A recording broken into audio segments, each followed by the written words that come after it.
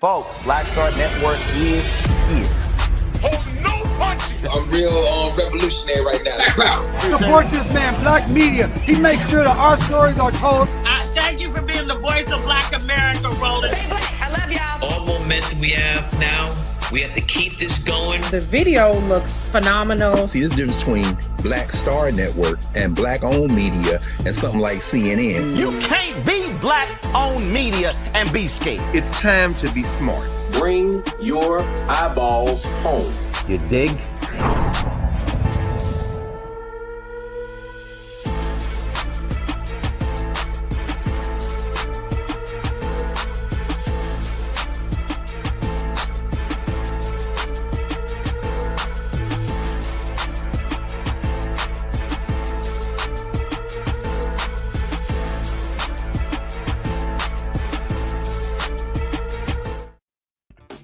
Folks, today, January 8, 2026, coming up on Roland Martin Unfiltered, streaming live on the Black Star Network. The continuing lies of Donald Trump and his imps continues regarding the tragic murder of that white woman in Minneapolis. They even sent out Vice President J.D. Vance to admonish everyone of blasting these left-leaning, violent domestic terrorists.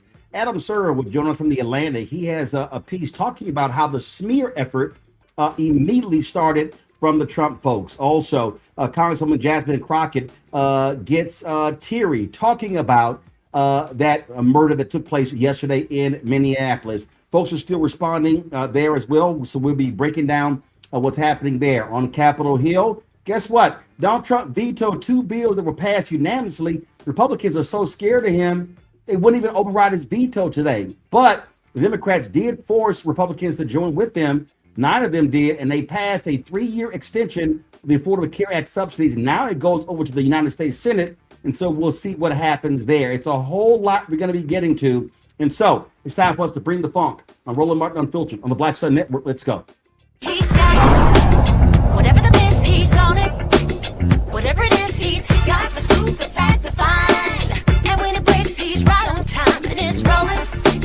Best believe he's knowing. Putting it down from sports to news to politics. With entertainment just for kicks, he's rolling. It's on go, roll, y'all. It's Roland Martin, yeah. Rolling with Roland now. He's funk, he's fresh, he's real, the best, you know he's Roland Martin.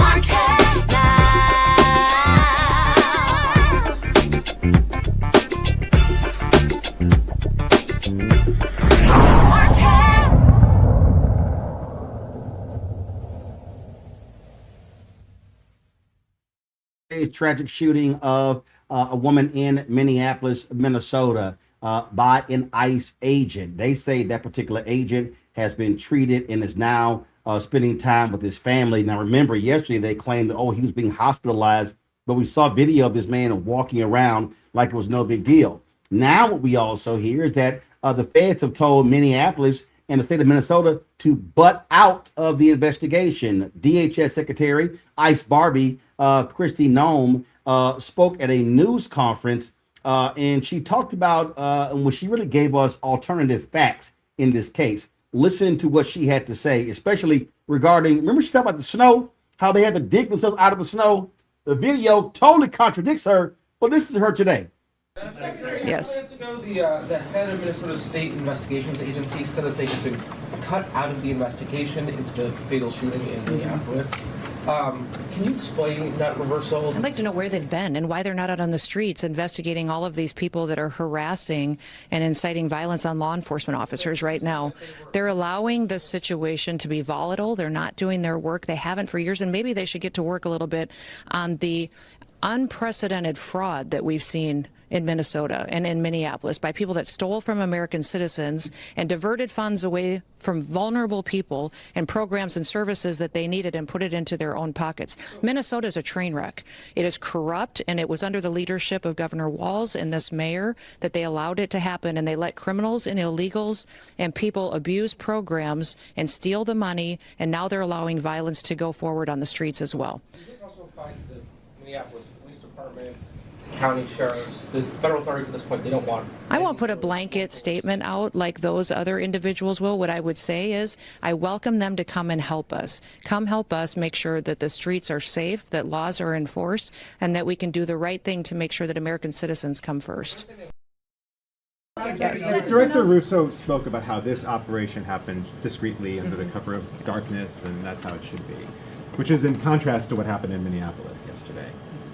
You said what do you mean in contrast to that what was happened? very not very much not undercover because of the darkness. protesters and the violent Well, so criminals my that were question for attacking you our is, law enforcement. you If you had remember said- in that operation, Yeah. what happened was our officers were out trying to get a car stuck out of the snow when they were surrounded and assaulted and blocked in by protesters that were inciting. The officer was following his training. He I'm did follow his wondering, training does because of an firing two individual shots that was point blank into a driver's window. Is that part of the training? How is that self-defense? This is an experienced officer who followed his training, and we will continue to let the investigation unfold into the individual and continue to follow the procedures and policies that happen in these use of force cases. But let's remember the events that surrounded what happened yesterday on that tragic situation was that these individuals had followed our officers all day, had harassed them, had blocked them in. They were impeding our law enforcement operations, which is against the law. And when they demanded and commanded her to get out of her vehicle several times, she did not. So we'll continue to allow this process to unfold and recognize that these law enforcement officers every single day put their lives on the line. They go out and do their jobs.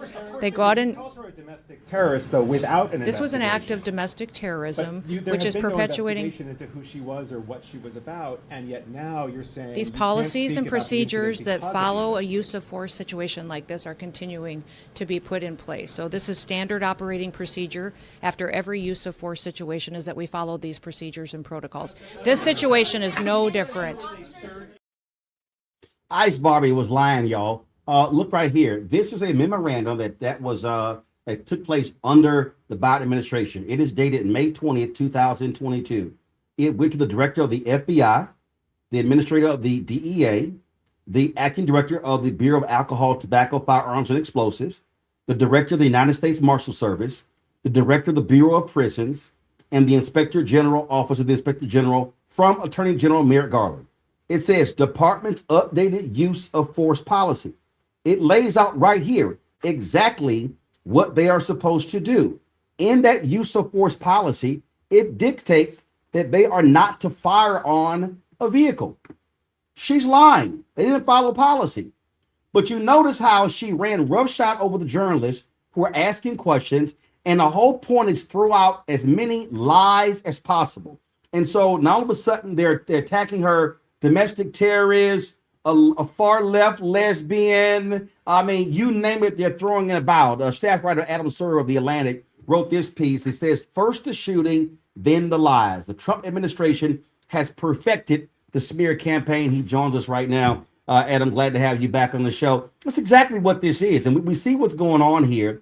And their entire goal here is try to shove out as many lies as possible to overwhelm the system. And that's why they sent out not just Carolyn Leavitt, Trump's a chief liar, but they sent out Vice President J.D. Vance to push the lie even further.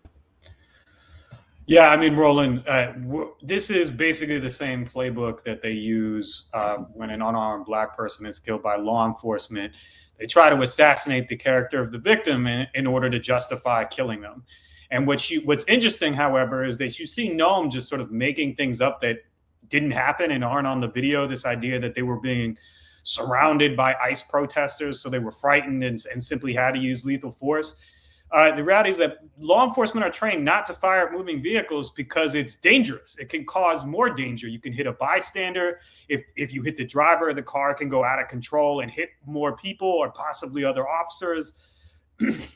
So what we're seeing here is sort of the standard playbook for, used in the aftermath of police shootings of unarmed Black people, but it's being deployed by the federal government against a white woman who they're accusing of being a domestic terrorist or, attacking her politics.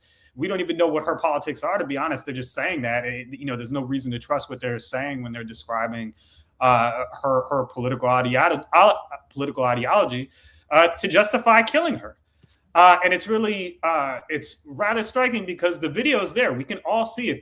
That was a completely unnecessary shooting that took place. And now we see the federal government, essentially justifying the murder or the killing of an American citizen by an armed agent of the state who is paid by our tax dollars. This is what you actually wrote here, and you said, administration officials' indifference to facts, to due process, to the dignity of the deceased, and to basic human decency is remarkable. They could have pleaded for patience and said the incident will be investigated, the standard response in such circumstances. They could have even done so while defending the federal agents they have deployed to terrorize areas they perceive as Democratic Party enclaves. Instead, they proceeded to make ostentatiously dishonest statements that they knew would be contradicted by the video evidence available with eyes to see it.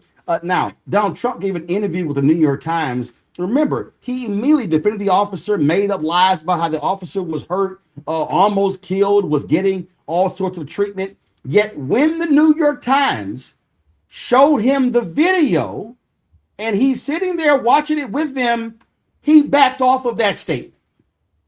Yeah, that's right. I mean, he said the officer was run over. There are things that they are saying about this incident that are just objectively false, even if you're someone who thinks that the officer acted rationally or was justified. The things that they are saying about the circumstances of the shooting are completely false. Things like, there was a riot, or there were rioters, or they were being blocked in by protesters, or that she ran over the officer. That simply did not happen. And it really, I'm not really sure what to make of the fact that Trump described the video incorrectly, simply because he's dishonest so often that it's hard to know if he, didn't actually look at the video or before it was shown to him, whether he, relied on somebody else's description. He did post the video in one of his posts, but, people post video on the internet all the time without really looking at the video. So it's really hard to know what he's thinking. But it sort of doesn't matter. They are smearing this person. They are trying to destroy her memory the same way that they often do in the aftermath of police shootings of Black people. It's really an extraordinary example of how this stuff is never limited to the vulnerable communities on which it is originally practiced. You're absolutely right. And again, what's amazingly laughable, this here is the video right here. I'm playing it. And she's like, oh, they were stuck in snow. And we can see the video. We can see literally the truck pulls up and they get out of the car. And then this other ICE agent, comes around and then he fires the shot. He fires 3 shots. And then they're like, oh, my God. Oh, he was run over and attacked. And then we also know, to your point earlier, you saw how that car slammed into other cars. And then they refused to render aid. They would not allow a doctor to come and treat her. They would not allow the paramedics to come. The paramedics had to get out of the ambulance, run there to actually administer aid. They made no effort for 15 minutes. And their whole deal, they got this video of the officers laughing about it and patting themselves on the back. Yeah, I mean, look, one of the interesting things about this incident is that the federal government has consistently lied about the circumstances of confrontations between federal immigration agents and bystanders or people they're arresting. They have tried to charge people with assault many, many times and been unable to get an indictment because the facts don't fit the hyperbolic descriptions made by, public officials from the Department of Homeland Security or elsewhere in the Trump administration. The fact is they make things up. They lie to justify the use of force. And I think to some extent, the message that they want to send here to the American people is if you have the wrong political beliefs, not only will we defend someone, an armed agent of the state who kills you, but will imply that you had it coming because of your political ideology, whether or not you actually subscribe to that ideology at all. And again, she's sitting here calling this domestic terrorism with nothing to back it up. Now, it's amazing all these people who jumped out there talking about, nothing's going to happen to this officer. The shooting was justified. And I'm sitting there going, how can you just sort of make these statements? we know Donald Trump is not going to let the federal authorities do into this guy, but we also don't know if this guy could be charged by the state. Yet Stephen Miller had no problem going on Fox News, making it perfectly clear, ain't nothing happened to this guy. Listen to this. But what we need to reassure a couple points to all ICE officers: you have federal immunity in the conduct of your duties. And anybody who lays a hand on you or tries to stop you or tries to obstruct you is committing a felony. You have immunity to perform your duties, and no one, no city official, no state official, no illegal alien, no leftist agitator or domestic insurrectionist can prevent you from fulfilling your legal obligations and duties. And the Department of Justice has made clear that if officials cross that line into obstruction, into criminal conspiracy against the United States or against ICE officers, then they will face justice. Adam, his was very interesting. Yesterday, there was a high school where they lit out for the day. And what did the ICE agents do? They decided to show up, go on school property, and they started attacking the students, spraying them with pepper spray and things along those lines. The reason we're seeing these type of actions, and not just in Minneapolis, but we're seeing these actions take place. We've seen it in Los Angeles, in Chicago, and so many other areas. It's because of that Stephen Miller bite. Donald Trump said during the campaign, 100% immunity. What they've said is, it doesn't matter what you do. We are not going to hold you accountable, so you can show your ass as much as you want to. Yeah, look, the country of the United States of America was founded on opposition to arbitrary executive power and abuses of power. So, to a certain extent, this really sort of refutes the basic principles of the founding of the country, however hypocritical they were at the time. I think, one of the things that Stephen Miller tried to do, it's not actually true that officers have absolute immunity in the conduct of their duties, number one, but he's telling them that because he wants them to get as violent as possible, because the purpose of these deployments is a kind of execution of political violence against areas of the country that Trump perceives as insufficiently loyal to him. But the other thing I would say is that, people should not be intimidated by this. They should continue to express themselves peacefully. They should continue to oppose the federal government peacefully, and illustrate the extent to which the government is now in the hands of people who do not believe in the basic principles of democracy. And, something you said earlier, Roland, was that, Trump was not going to let the feds investigate this properly. Well, it's not supposed to be that way. Criminal federal investigations are supposed to be independent of the White House. It's not supposed to be the president deciding who's guilty and who's not guilty when someone potentially commits a crime. So that sort of fundamental corruption of the American legal system and due process is something that, we have accepted far too easily. That is sort of, something that is stated as though that's the way things are supposed to be. And they're not supposed to be that way. If they were that way in any other administration, it would be a huge scandal. And yet, for some reason, because of the sheer volume of corrupt abuses of power perpetrated by this administration, we let something like that pass, without comment. Well, and Adam, final point here, when you're dealing with a completely corrupt and immoral person, then you get this here. And frankly, the Supreme Court helped Trump in this way. This is what he told them. Trump lays out a vision of power restrained only by, quote, my own morality. He literally said to him that he can do whatever he wants. Right here, he says, asked in a wide-ranging interview with the New York Times if there were any limits on his global powers. Trump said, yeah, there is one thing, my own morality, my own mind. It is the only thing that can stop me. I don't need international law. I'm not looking to hurt people. His position is clear. I will do whatever the hell I want to do. And to your point, these punks, these Republicans in Congress don't give a damn, and they would never allow Biden, Obama, Clinton, Carter, if we could go on to have that type of power. Yeah, I mean, Roland, not even King George III, the tyrant that, the original founders rebelled against, was an absolute monarch. He had parliament.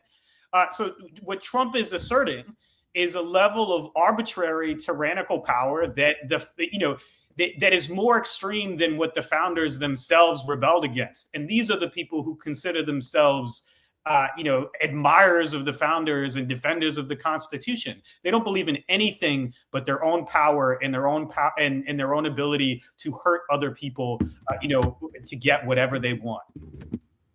Absolutely. Folks need to your point, this has to be opposed. And we talk all the time. Elections have consequences. And this is precisely why people can't sit this out. And, Adam, last point, I'm going to sound like a Baptist preacher saying last point. I had some dude, I was commenting on the page, and I had some dude go, this ain't got nothing to do with us FBA people. And I said, no, you're an idiot. It does. There was a black man in Los Angeles on New Year's Eve who was gunned down by an off-duty ICE agent when it came to them firing some shots outside of the home celebrating the new year. We've seen individuals with legal status who have actually been held for 20, 25 days. There have been black people who have been detained. So it's stupid for anybody claiming to be foundational Black American, B1, or whatever all these damn titles to act like, oh, this is not impacting us. It's only impacting those African immigrants. It's only impacting those Latinos. No, what these people are doing, they don't give a damn. And as I said last night on last night's show, it was black people who were being detained in the cold, who had zip ties on their hands in Chicago when they rappelled down a building, and not a single person in that 2 a.m. raid was charged. And so they are terrorizing not just undocumented immigrants, they're terrorizing black people, FBA people as well. And so we better cut this bullshit out, acting like, oh, this ain't our business. Yeah, well, look, Roland, everything they say about Somali immigrants, everything they say about Haitian immigrants, everything they say about African immigrants or people from the quote unquote third world, which is their favorite euphemism, they mean that about all black people everywhere. There isn't some magic line that they're going to consider African American people different from Caribbean American or people who have immigrated from West Africa. They don't care. Okay, like their vision is of a country in which they are the perpetual ethnic majority, and because of that, they consider anyone who is not exactly like them in their presence to be a threat. Absolutely, folks. Adam Serwer with the Atlantic. Adam, we appreciate it. Thanks a lot, folks. There's been just so much that has been going on today. Regarding this particular story in Minnesota. The governor of Minnesota, Tim Walz, spoke about these state agencies being blocked from participating in this investigation. This is what he had to say. We've also spent a lot of time talking last 24 hours about accountability. That means no function of government operates with impunity. It means when someone's in a position of authority and they commit any act that impacts our people, there has to be another place to turn to get justice. Checks and balances. Basic idea, the center of the formation of our country. It's the only measure that protects us from the abuse of government or federal overreach or tyrannical government. Yesterday, the Minnesota Bureau of Criminal Apprehension, the BCA, spent the day yesterday attempting to get that accountability. We have learned that the Trump administration has now denied the state that ability to participate in the investigation.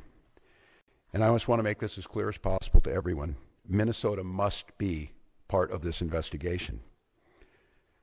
These are nonpartisan career professionals that have spent years building the trust of the community. There's a BCA Force Investigations Unit that was created by the legislature, by the people of Minnesota, to provide an independent, consistent, and trusted mechanism for investigating the use of force incidents involving law enforcement officers. Minnesota has seen our share of these. And what you've seen is, and I have witnessed it during my time, that these professionals have risen to the moment. They are trusted by people. People who are not by inclination trusting of law enforcement or government have come to see the professionals at the BCA as true arbitrators that can get them justice. The unit is the result of years of scrutiny, public engagement, and bipartisan legislative action. Minnesotans have made it clear time and again they expect transparency through this process where a police officer uses deadly force. The BCA, Superintendent Evans, have earned that trust by delivering on that expectation. I think it's clear to everyone as they saw this that it feels now that Minnesota has been taken out of the investigation. It feels very, very difficult that we will get a fair outcome. And I say that only because...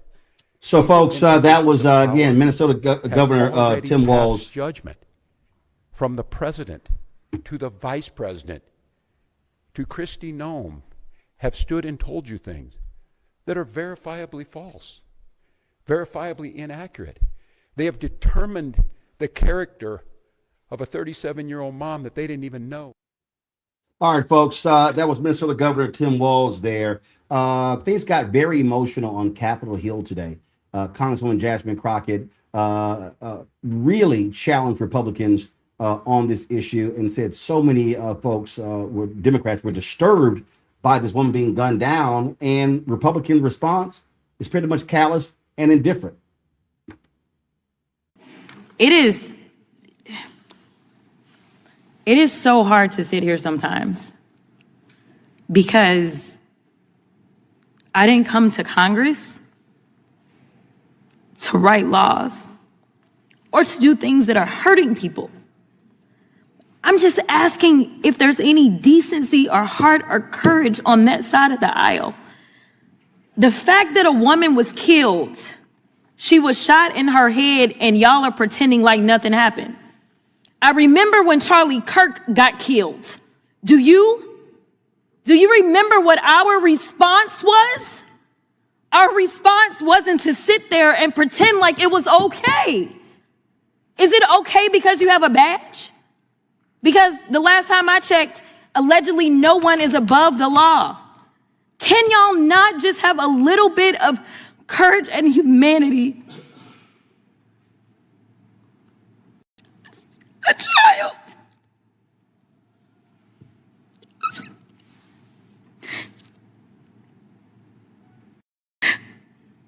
A child has lost her mom.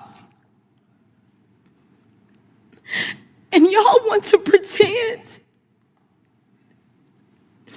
that it is okay.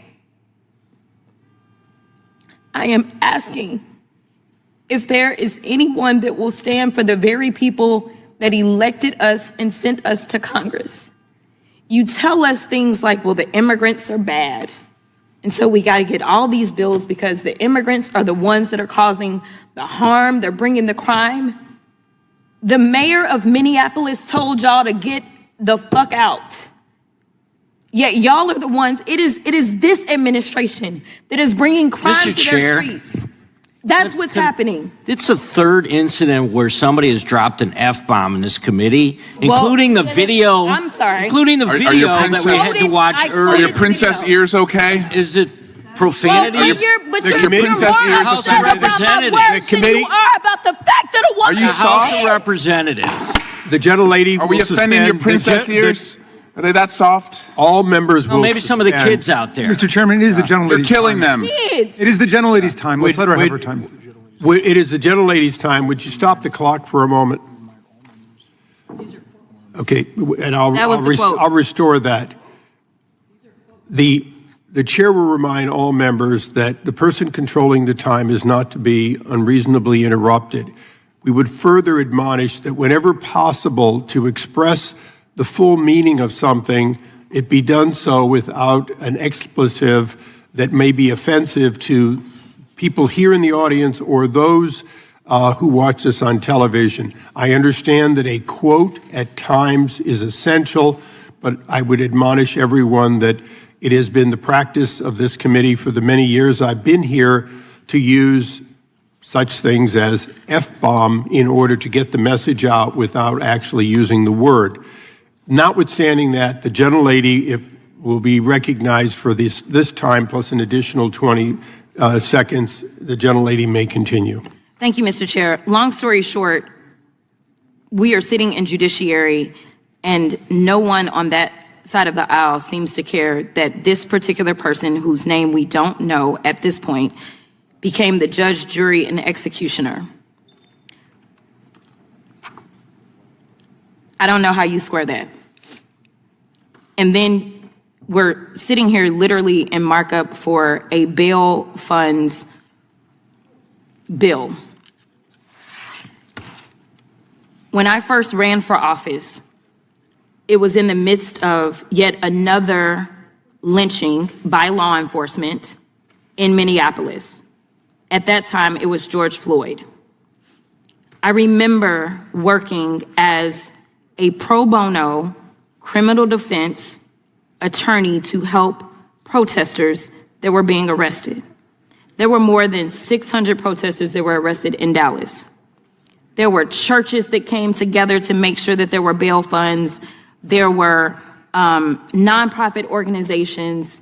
And to explain how it works for bail, since we're in judiciary and we're writing the laws, and some people may not understand this, but those bail funds, those nonprofit organizations are not the ones that determine whether or not somebody gets bail. What they do is they help out poor people, which I know y'all are not interested in either. But they help out people that aren't rich and famous and have limitless amounts of money, like all of the Epstein defendants who somehow y'all can't find, even though y'all went and got Maduro. But it helps out those people to be able to get out of jail. Many of those people that if they spend just a couple of days in jail will then be thrust into straight up poverty because they will lose everything. Why it is that you want to criminalize people such as churches that are trying to help the poor because they understand what the Bible says, and they don't just say that they understand it or say that they love Jesus, but they decide that they actually put it into works because faith without works is dead. That is wrong too. And I'm here to tell you that there's going to be a lot of nonprofit organizations that are going to step up in this moment, because there are going to be protests around this entire country because of the state-sanctioned execution that we all saw unfold, unless there is some kind of justice that takes place and we get the name of that officer and that officer is prosecuted. So I ask that law enforcement, we have oversight over them. I am the oversight ranker. Let's go ahead. In fact, I make a motion that we have a hearing in the oversight subcommittee as it relates to this particular issue and what took place. That was Congresswoman Jasmine Crockett. This has angered so many different people in so many different ways. And former Minnesota Governor Jesse Ventura is weighing in, saying he is so pissed off with what's going on that he actually may run again for governor. And he had a lot to say to Donald Trump. Check this out.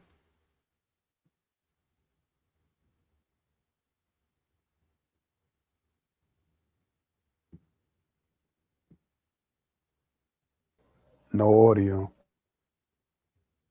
All right, so I got to again having some slight audio issues. I'll fix that. But Ventura, he called Trump a rich white boy and said we're living in a third world country. So I have that video for you in just a second. I want to bring in my panel right now. No, they can't wait to weigh in, and so let me welcome to the show, as we always do on Thursdays, Dr. Greg Carr, Department of Afro-American Studies, Howard University. Glad to have Greg back. First time in 2026. Greg, good to see you. Reese Colbert, host of the Reese Colbert Show, Sirius XM Radio. Glad to have you on the show as well. Dr. Nola Haynes, of course, Georgetown University School of International School of Foreign Service. Glad to have all three of y'all here. Let me start with you, Reese. It's been a whole lot that's been going on. It's just been literally crazy what has been happening. And just as Adam said, the lies have been coming just full tilt from these wackos in this administration. But that's what they do. They're following the liar in chief. He lies, they lie, and they say, what the hell? And MAG is so dumb, they believe the lies. Well, yeah, I mean, they want us to believe in alternate reality, and what they should really do is be embarrassed. We know that this administration has no shame, but typically you would hear measured responses out of DHS, out of the White House. If you didn't have degenerates running the country, you have Beavis and Butthead, Ren and Stimpy, and I can't even think of an insult for Kristi Noem. She's just a bitch. And so you have these people of very low moral character who are essentially saying that white lives don't matter. Because this was a white woman who was a U.S. citizen who was gunned down by a person who has zero jurisdiction over U.S. citizens. ICE is not law enforcement. And that is something that I want every single Democrat to repeat. And that is something that I want the media to make very clear. ICE is not law enforcement. ICE is immigration enforcement. Immigration enforcement does not have jurisdiction over American citizens. They do not have jurisdiction to dictate a traffic stop. They do not have jurisdiction to pull somebody out of their vehicle. And they for fuck sure do not have jurisdiction or immunity to shoot a woman in the head as she's driving away. This ICE agent escalated the situation by stepping in front of the vehicle, by trying to physically assault Renee, and then he turned around and murdered her in cold blood. And as opposed to doing the proper thing, which is say that there will be a thorough investigation, there will be accountability, and trying to distance themselves, they are cheerleading it on because they want to empower their white nationalist vigilante militia to go around and targeting anybody. And if you're a white person that gets away with their white nationalist agenda, then your ass is grass too. That's why I've been calling this Trump crow. That's why I've been calling this Trump crow, because it is not just an attack on Black citizenship. It is an attack on every American that does not fall in line with the white nationalist billionaire trillionaire agenda. And unfortunately, a woman who is a mother who now leaves orphans behind has paid the ultimate price. She was not a radical. She was not a terrorist, which apparently now all of a sudden they recognize terrorism after just rewriting history on January 6th a couple days ago. Now all of a sudden they want to say that a person is escalating it, as opposed to when they were blaming the cops in January 6th a couple days ago. So there's no intellectual consistency. The only thing that's consistent in here is cruelty is the point, depravity is the point, and white power is the point. What we're witnessing here, Noah, is simple, and that is what Trump wants. He wants the TV show. This is all about a television show. It's all about, this is a live version of 48 hours.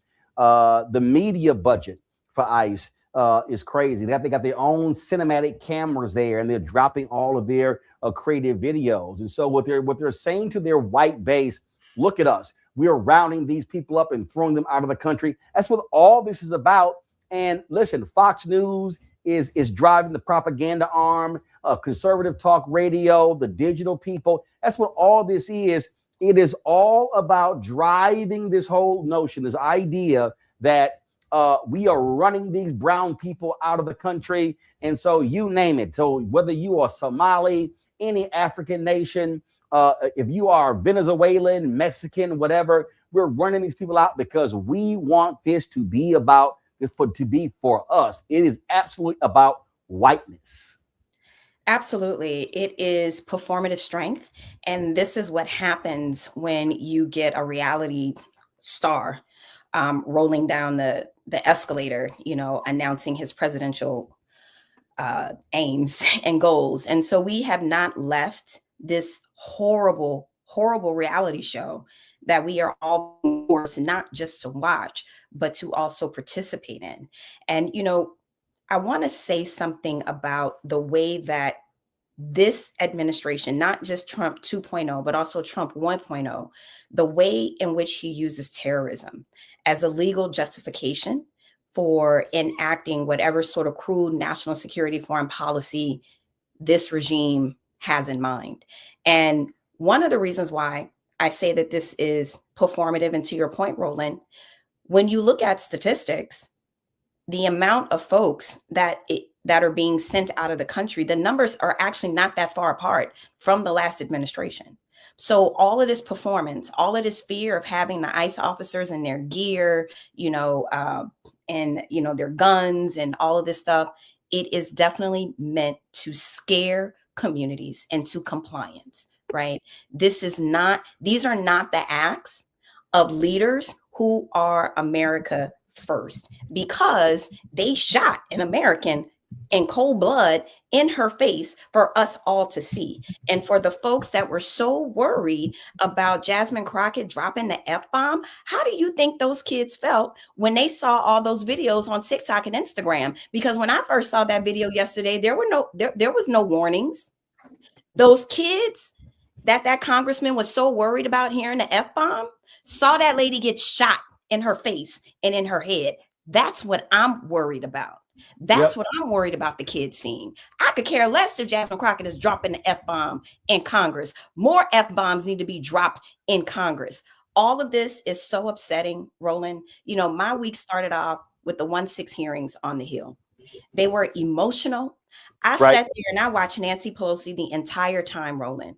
I watched this woman sit there for hours while she listened to testimony, while she testified. And that woman got up there and she said, I still pray for Donald Trump. This man who has done everything in his power to make her life a living hell and the rest of us, our lives a living hell. So all of this is taking a collective toll. And that's what I felt from Jasmine Crockett today. She said what we wanted to say. But the whole thing here, Greg, is again, that's also by design. It is to completely this is sensory overload. So whether it is Venezuela, it's everything that they're doing, every policy decision, Doge, the cut, all of this sort of stuff. It is saying we're going to wreck all of this. And I was texting an anchor, was texting someone who works for a network, and this person was saying how this is so hard for mainstream media to keep up. I said, no, actually it's not. I said, because you got these 24-hour networks. I'm like, y'all can talk about more than 2 or 3 things on one day. Like, we don't have to have every show talk about the exact same thing every hour for the whole day. And that's part of the deal. And so they know how media works. And so the morning shows, and the show at 9 a.m. and at 10 a.m. and 11 a.m. and noon and 1, 2, 3, 4, 5, 6, all the primetime shows are going to be talking about the exact same story in the same way, as opposed to examining all of these different facets and how these people are undermining the Constitution, undermining democracy, how they are attacking different people. And one of the greatest failures to what we see is a media that absolutely is abhorrent. You've got people who are whoring themselves to do the bidding of Donald Trump. You got these corporate interests who are all about their stock price and their other deals and their theme parks and their packaging companies and all that sort of stuff. They don't care. And so you used to have caretakers in media. The Sulzbergers of the New York Times and Catherine Graham at the Washington Post. And you had Paley at CBS. You had people, Golderson at ABC and Sarnoff at NBC, people who believe in the public trust. These folks kind of like, yeah, we don't want him looking at us because he's going to criticize us. That's right. That's right, Roland. Is my sound okay? Can you all hear? Yeah, you're good. You're good. Okay, good. Just want to check. I'm very much encouraged by these events. Not encouraged, of course, by the death of Miss Good. That's a true tragedy. When you think about her, we may look back at this and put her in the same breath as Viola Louiso or in Alabama or Andrew Goodman or Mickey Schwerner. Sometimes, unfortunately, white death is a trigger. And of course, this happened around a mile from where Big George Floyd, of course, lost his life. But let's be crystal clear about this. Let me start with our Congresswoman Jasmine Crockett. Please don't cry. That's what they want. There's no reason to cry. There's no reason to cry because these are not human beings you're dealing with. There's nothing to appeal to. So let's get out of this whole idea that we can appeal to some greater moral sense. You just heard a purebred clown, a racist, tell the New York Times, the pliant New York Times, that the world now bends to his morality. Donald Trump doesn't have any morality. It's an oxymoron. What we have to do now is reframe the narrative. So I think Greg, just give me 1 second. Just give me 1 second. I want you to finish that.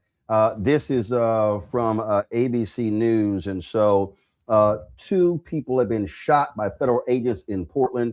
It says 2 people were shot by federal agents in Portland, Oregon on Thursday. Local and federal sources told ABC News the FBI is responding to the scene. federal agents involved in the shooting are with U.S. Customs and Border Protection, not Immigration and Customs Enforcement, according to sources. Craig, go ahead. Thank you, Roland. And of course they were, and there will be more. There will be more. They will join an indefensible piece of a human being, a little man whose little tiny manhood sheathed by cloth over the top third and bottom 2/3 of his face.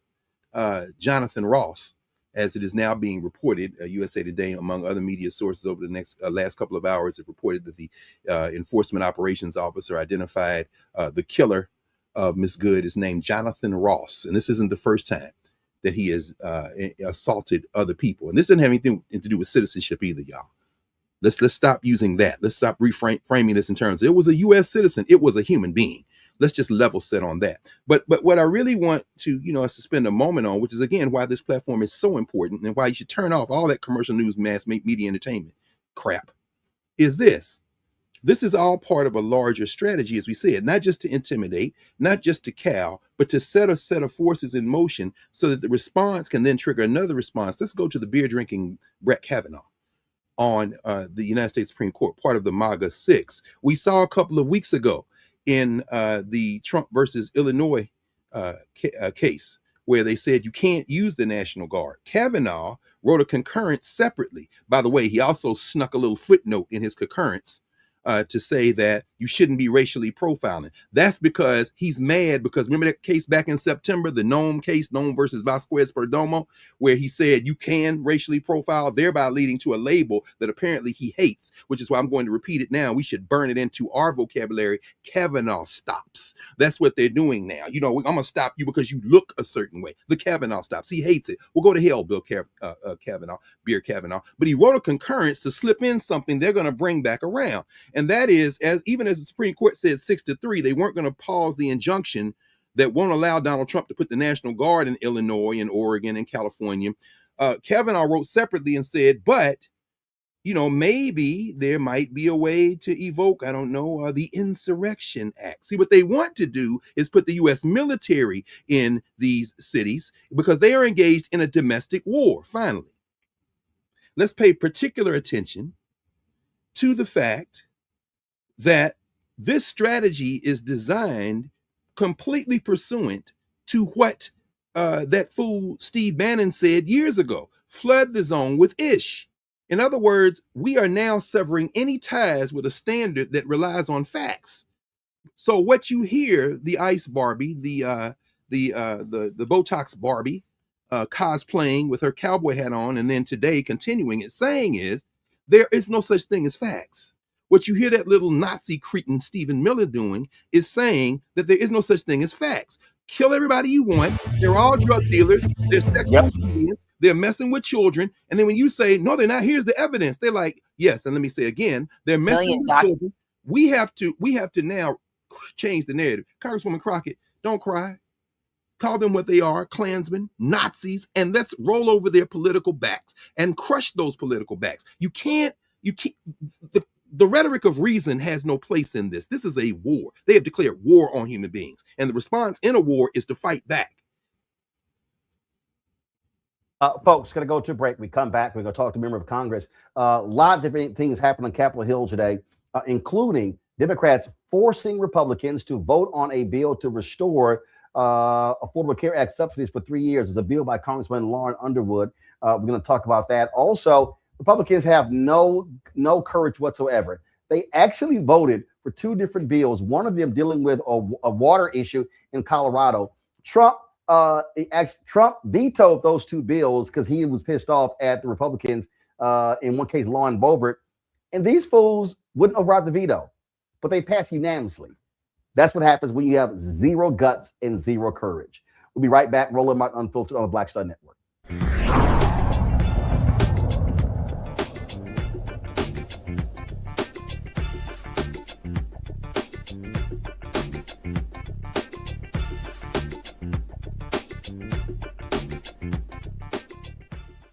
Hatred on the streets, a horrific scene, a white nationalist rally that descended into deadly violence. White people are losing their damn minds. angry pro-Trump mob storms the U.S. Capitol. We're about to see the rise of what I call white minority resistance. We have seen white folks in this country who simply cannot tolerate black folks voting. I think what we're seeing is the inevitable result of violent denial. This is part of American history. Every time that people of color have made progress, whether real or symbolic, there has been what Carol Anderson at Emory University calls white rage as a backlash. This is the rise of the Proud Boys and the Boogaloo Boys. America, there's going to be more of this. Here's all the Proud Boys, guys. This country is getting increasingly racist in its behaviors and its attitudes because of the fear of white people. The fear that they're taking our jobs, they're taking our resources, they're taking our women. This is white fear.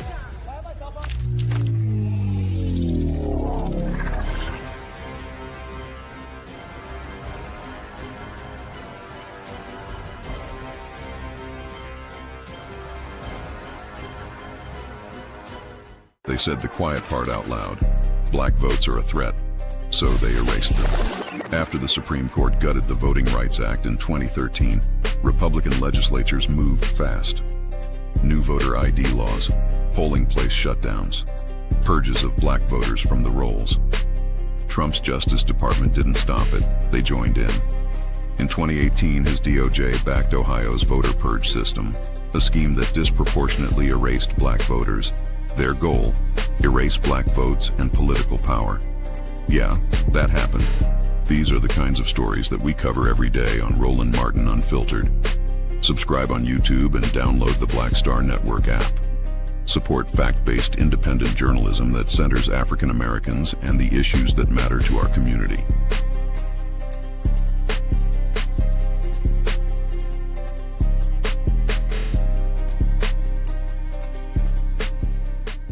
Melanie Campbell, National Coalition on Black Civic Participation and Black Women's Roundtable. And we are watching Roland Martin Unfiltered all day, every day, 24/7. Spread the word.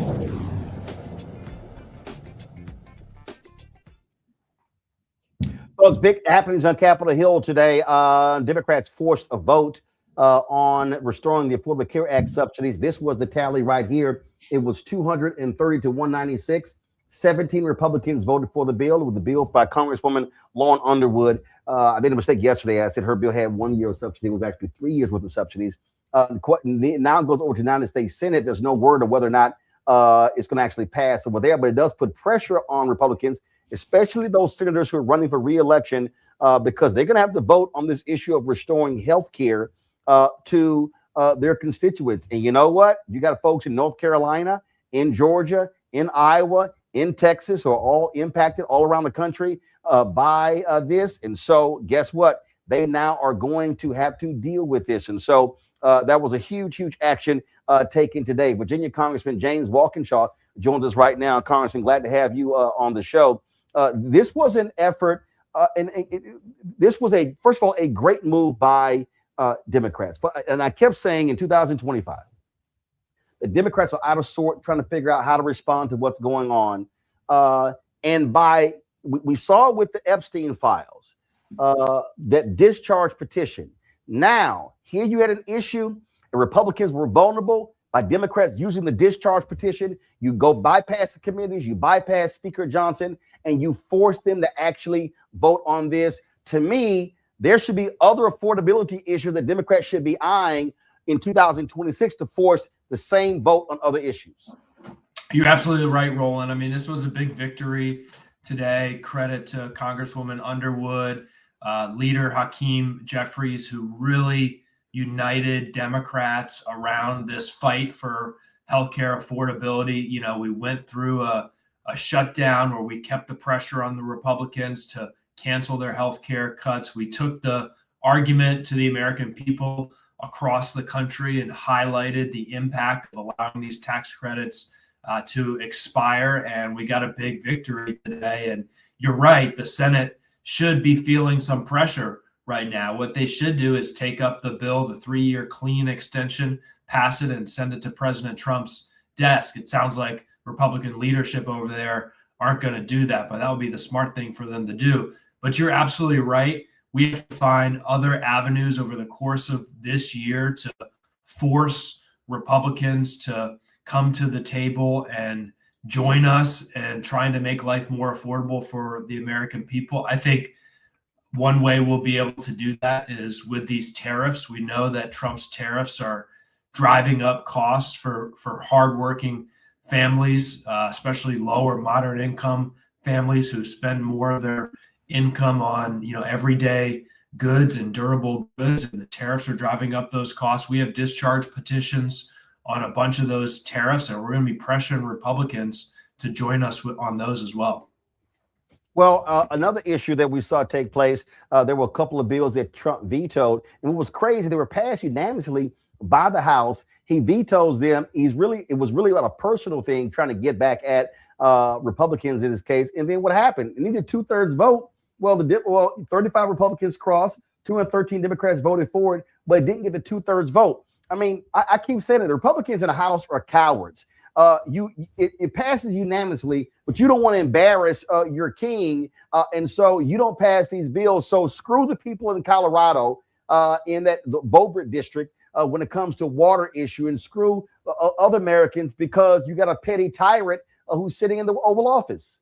Yeah, I was on the floor for those votes and proudly voted twice to override the vetoes, and I was watching the Republican side, and sometimes it's just embarrassing to watch them. You can see the fear in their eyes, the fear of Donald Trump, and what they need to realize, and a handful of them are starting to realize, Donald Trump doesn't give a damn about them. He doesn't care about their policy priorities. He doesn't care about their political futures. Donald Trump only cares about Donald Trump, but a lot of them seemingly are going to go to their political graves with their arms wrapped around Donald Trump, hoping that he'll love them back someday, and he just ain't going to do it. So another action took place today. Now, again, we'll see what happens in the House, but on the Senate side, they actually voted, and several Republicans crossed the aisle and voted with the Democrats, limiting what Trump can do militarily in Venezuela. It passed 52-47.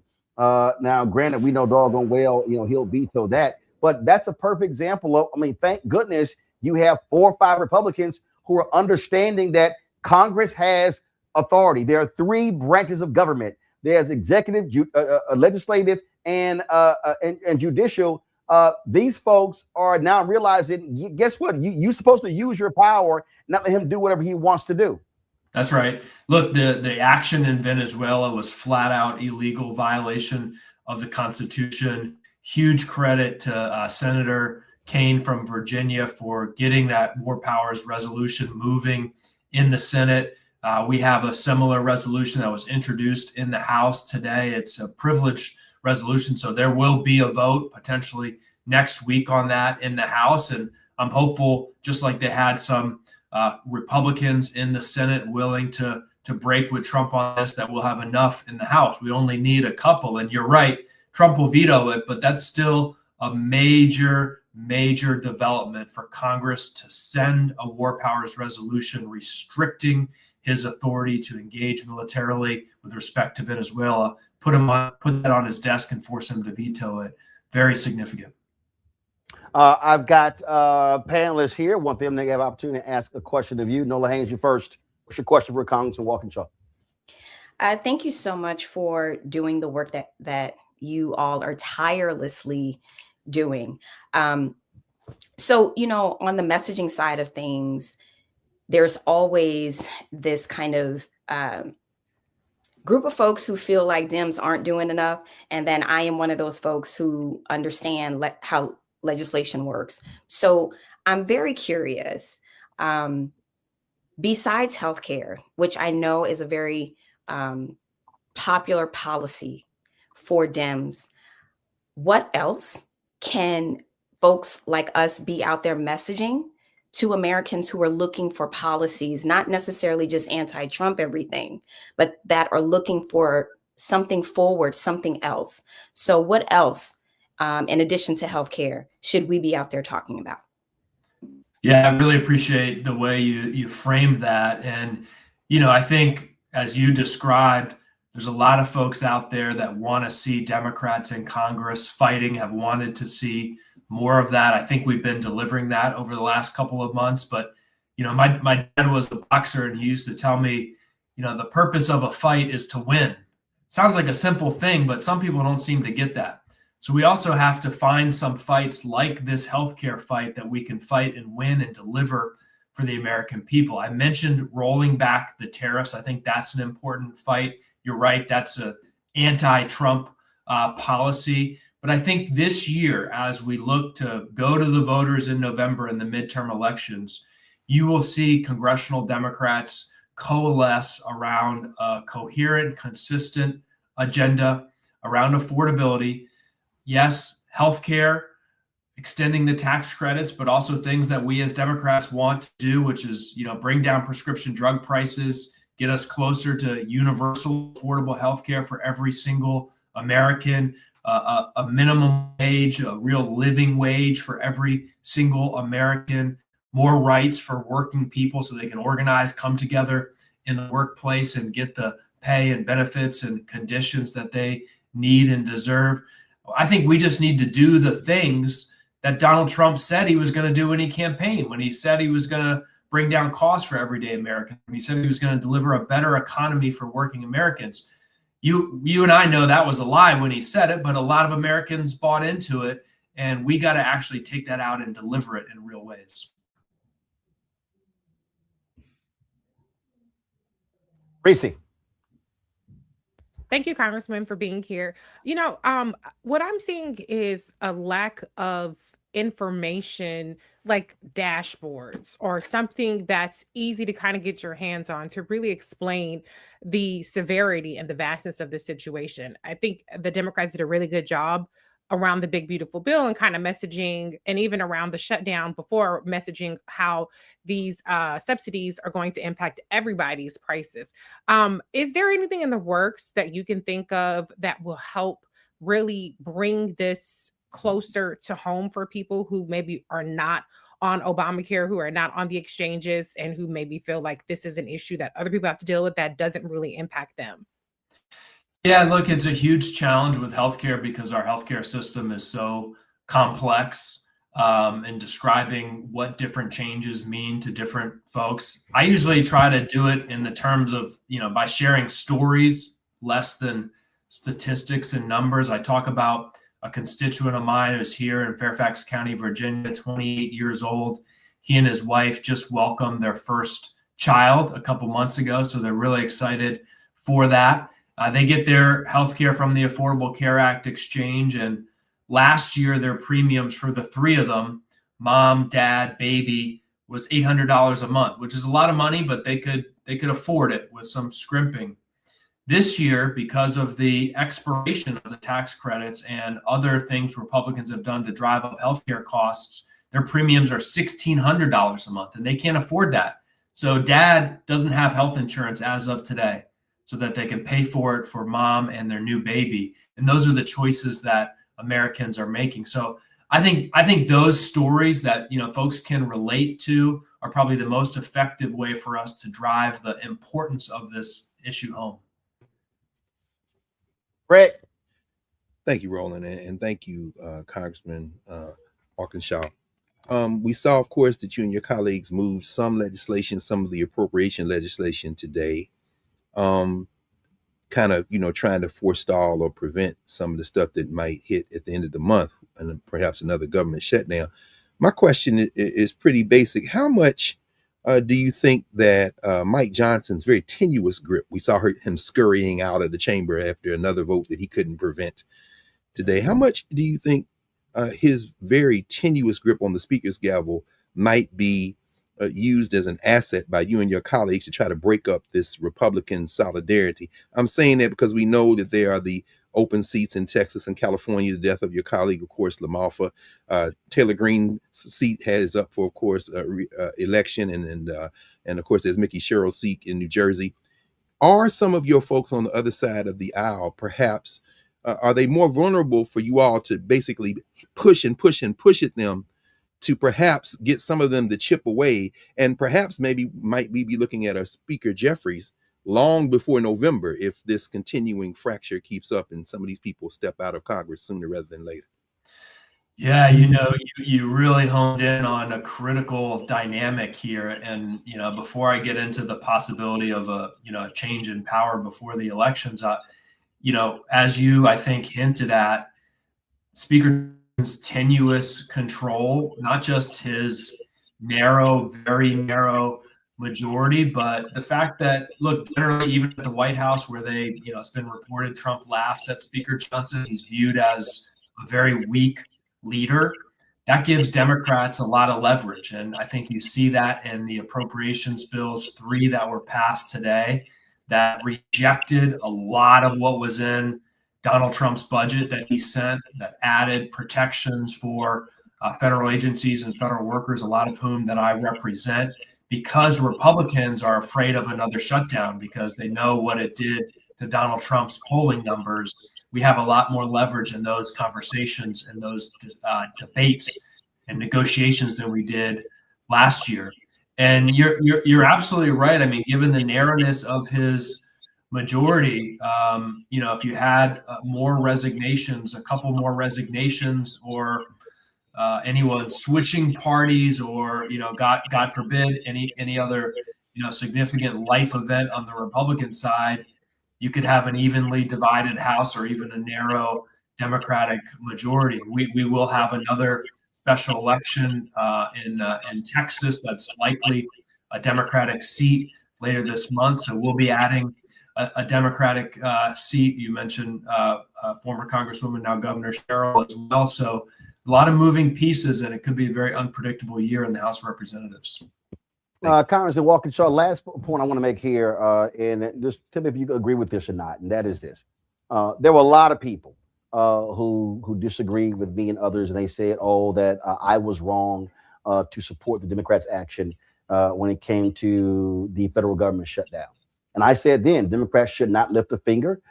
They should force Republicans to do their job. And I fundamentally believed that what the shutdown did was, I think what it did, it woke Democrats up. It finally caused Democrats to find a singular issue. And also, I think probably right before that, what was happening with the Epstein files. Those two things, the Epstein files and that discharge petition and the shutdown, forced Democrats to look at what people were talking about and the issues. And what it did was it gave Democrats time to refine a healthcare message, tap into it, build resonance, where Republicans, independents were like, what the hell is going on? And so while that was happening, you take the tariffs as well, how it's impacting all of these white conservative farmers in areas where they voted 65, 70, 75% for Trump. And so the shutdown in many ways gave House Democrats in the Senate your sea legs. And so now I think the thing is, how do you build upon that? Do you sort of you agree with that? I think you're absolutely right. And, I was in a similar place debating with people before the shutdown. And I told people, look, the American people, if there's a shutdown, as ultimately there was, the idea that the American people won't blame Donald Trump for that shutdown was absurd. Donald Trump spent most of the year 2025 shutting down the federal government. I mentioned I represent 60,000 federal employees.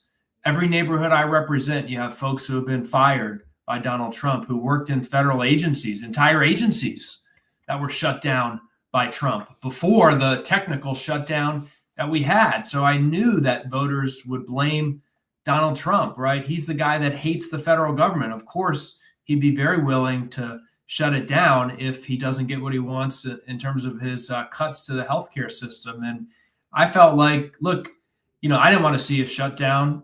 My constituents, some of them went without paychecks through the shutdown. But Republicans made no effort to reach out to Democrats like me in those negotiations or conversations to say, hey, we don't have the votes on the Republican side, so we're going to need your vote. What's important to your constituents that we can consider here in this process?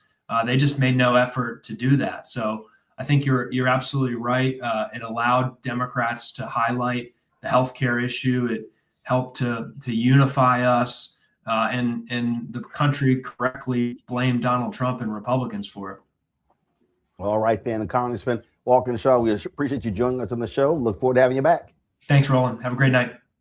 Thanks a bunch, folks. We come back. Ooh, the racism, the white supremacy of Megyn Kelly and Elon Musk is on full display. What do we say here? Hashtag we tried to tell you. We're going to talk about that next. Plus, we also got Black Star Network headlines with Brittany Noble. Folks, you want to support Black Star Network in this show, please do so by joining our Bring the Funk fan club. The goal is to get 20,000 of our fans contributing on average $50 each a year. If you can't contribute that, you do less. We totally understand that. We appreciate it. If you can do more, we appreciate it. This is critically important because if 20,000 people give $50, it raises $1 million. It really offsets our costs, which are $195,000 a month. As I said, we've hired 4 new people in the past month. We are launching a new daily noon show. The end of this month. We're launching a weekly health show as well. We've hired an editor to transform blackstarnetwork.com, and you see the content on the site. You see how we are changing that. It's going to be a lot more robust as well, because our goal is to continue to build the preeminent Black news and information network in the country. Ain't nobody doing what we're doing, folks. And so we got to continue to keep driving as hard as we can to build this. So your support is critical. You want to contribute via Cash App, use the Stripe QR code. You see it right here. That's also for credit cards. PayPal is R Martin Unfiltered. Venmo is RM Unfiltered. Zelle, Roland at RolandSMartin.com. Roland at RolandMartinUnfiltered.com. Checks and money order. Make it payable to Roland Martin Unfiltered. P.O. Box 57196, Washington, D.C. 2003 7-0196. You got to give us some time, y'all, because, again, I check the mailbox every couple of weeks. We get the checks and money order. We got to open each envelope, sign the back, process them, take the picture, all that stuff. So it takes some time to get all that done. And a lot of the money orders cannot actually be taken with the photos. I have to physically mail those to the bank for them to be deposited. So again, we'll try to get them done as fast as possible. Let me go to break. Be right back.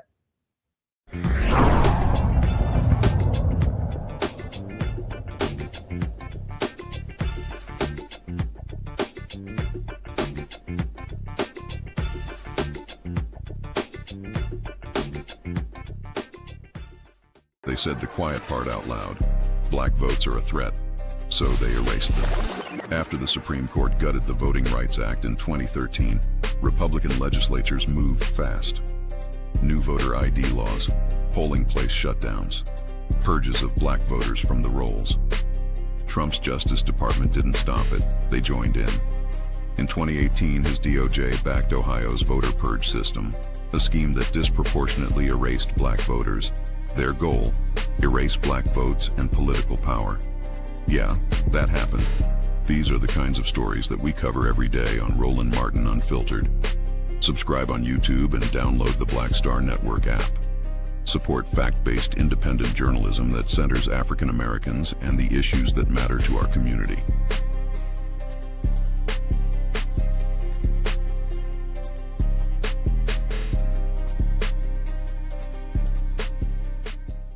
If in this country right now, you have people get up in the morning and the only thing they can think about is how many people they can hurt, and they got the power, that's the time for mourning.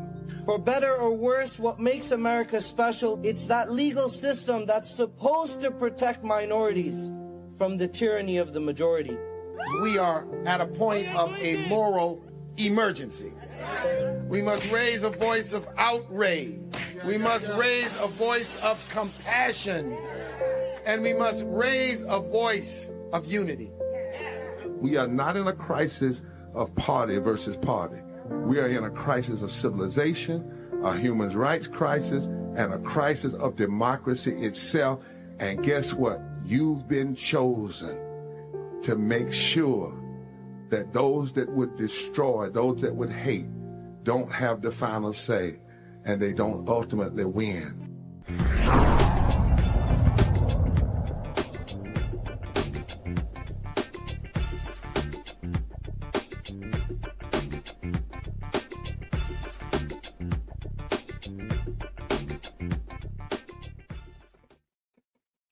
Boy, you can always count on white folks showing us exactly who they are. Now, we've always known who Megyn Kelly is. When she made her comment on Fox News that Santa Claus was and is always white, when she made her blackface comment, not seeing anything wrong with that, on NBC Today show. We all knew that.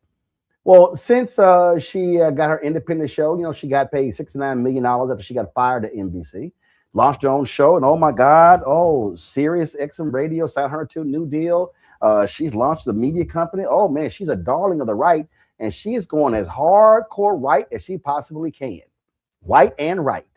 She did an interview with Tucker Carlson. They were talking about Nick Fuentes, the self-acknowledged racist, white supremacist, anti-Semitic individual, misogynist. What the hell else we want to call him? This is the guy who Kanye West took to Mar-a-Lago to have lunch with Donald Trump. Yep, Trump had lunch with him. This is the guy who the CEO of the Heritage Foundation said, we got to have this kind of person in the party. So listen to what Megyn said to Tucker Carlson. I had no problem with the fact that you interviewed Nick Fuentes, and you did it your way. And I happen to know, because I know you, and I know some other things about that interview, that you did it with a pure heart. It wasn't because you were in love with all of Nick Fuentes' messages at all. But I know you, and I understood, this is, you don't have to confirm or deny, but I thought you were very much trying to reach him with your main message that you say all the time, which is in the conservative sphere, on the right, we don't judge people by identity.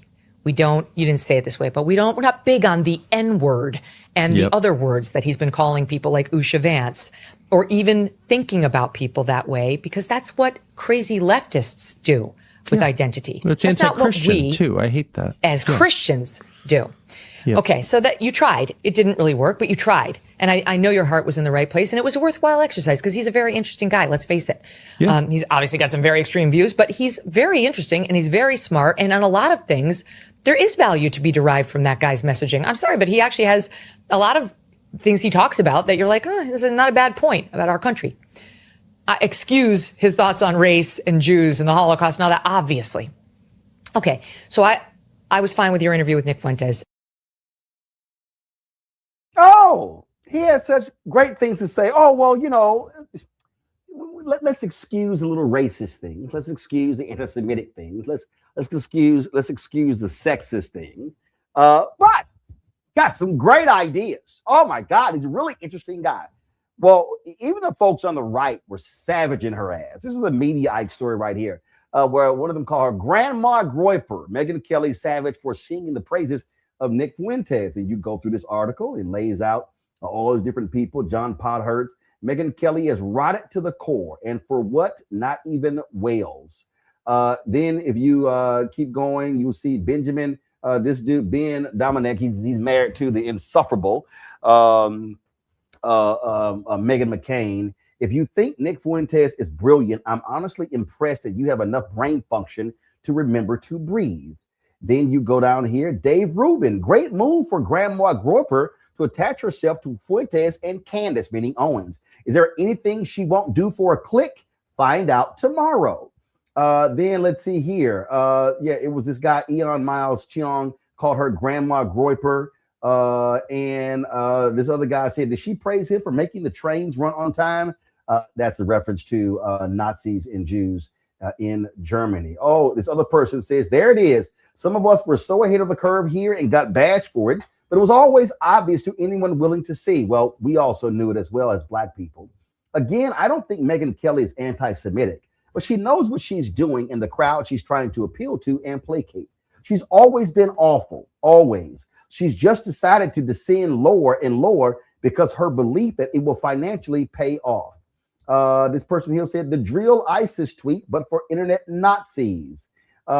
This Black conservative here, I'm starting to understand how the permission structure which enabled the Holocaust came into being. So many formerly reasonable people have decided to side with Nazis because it's easier and more expedient. This person says here, if our culture returns to a certain level of sanity, if ever, we must make sure that the people who drop their masks are not allowed to put them back on and carry on as if nothing happened. This person said, this quoting Nick Fuentes, Hitler did some good things.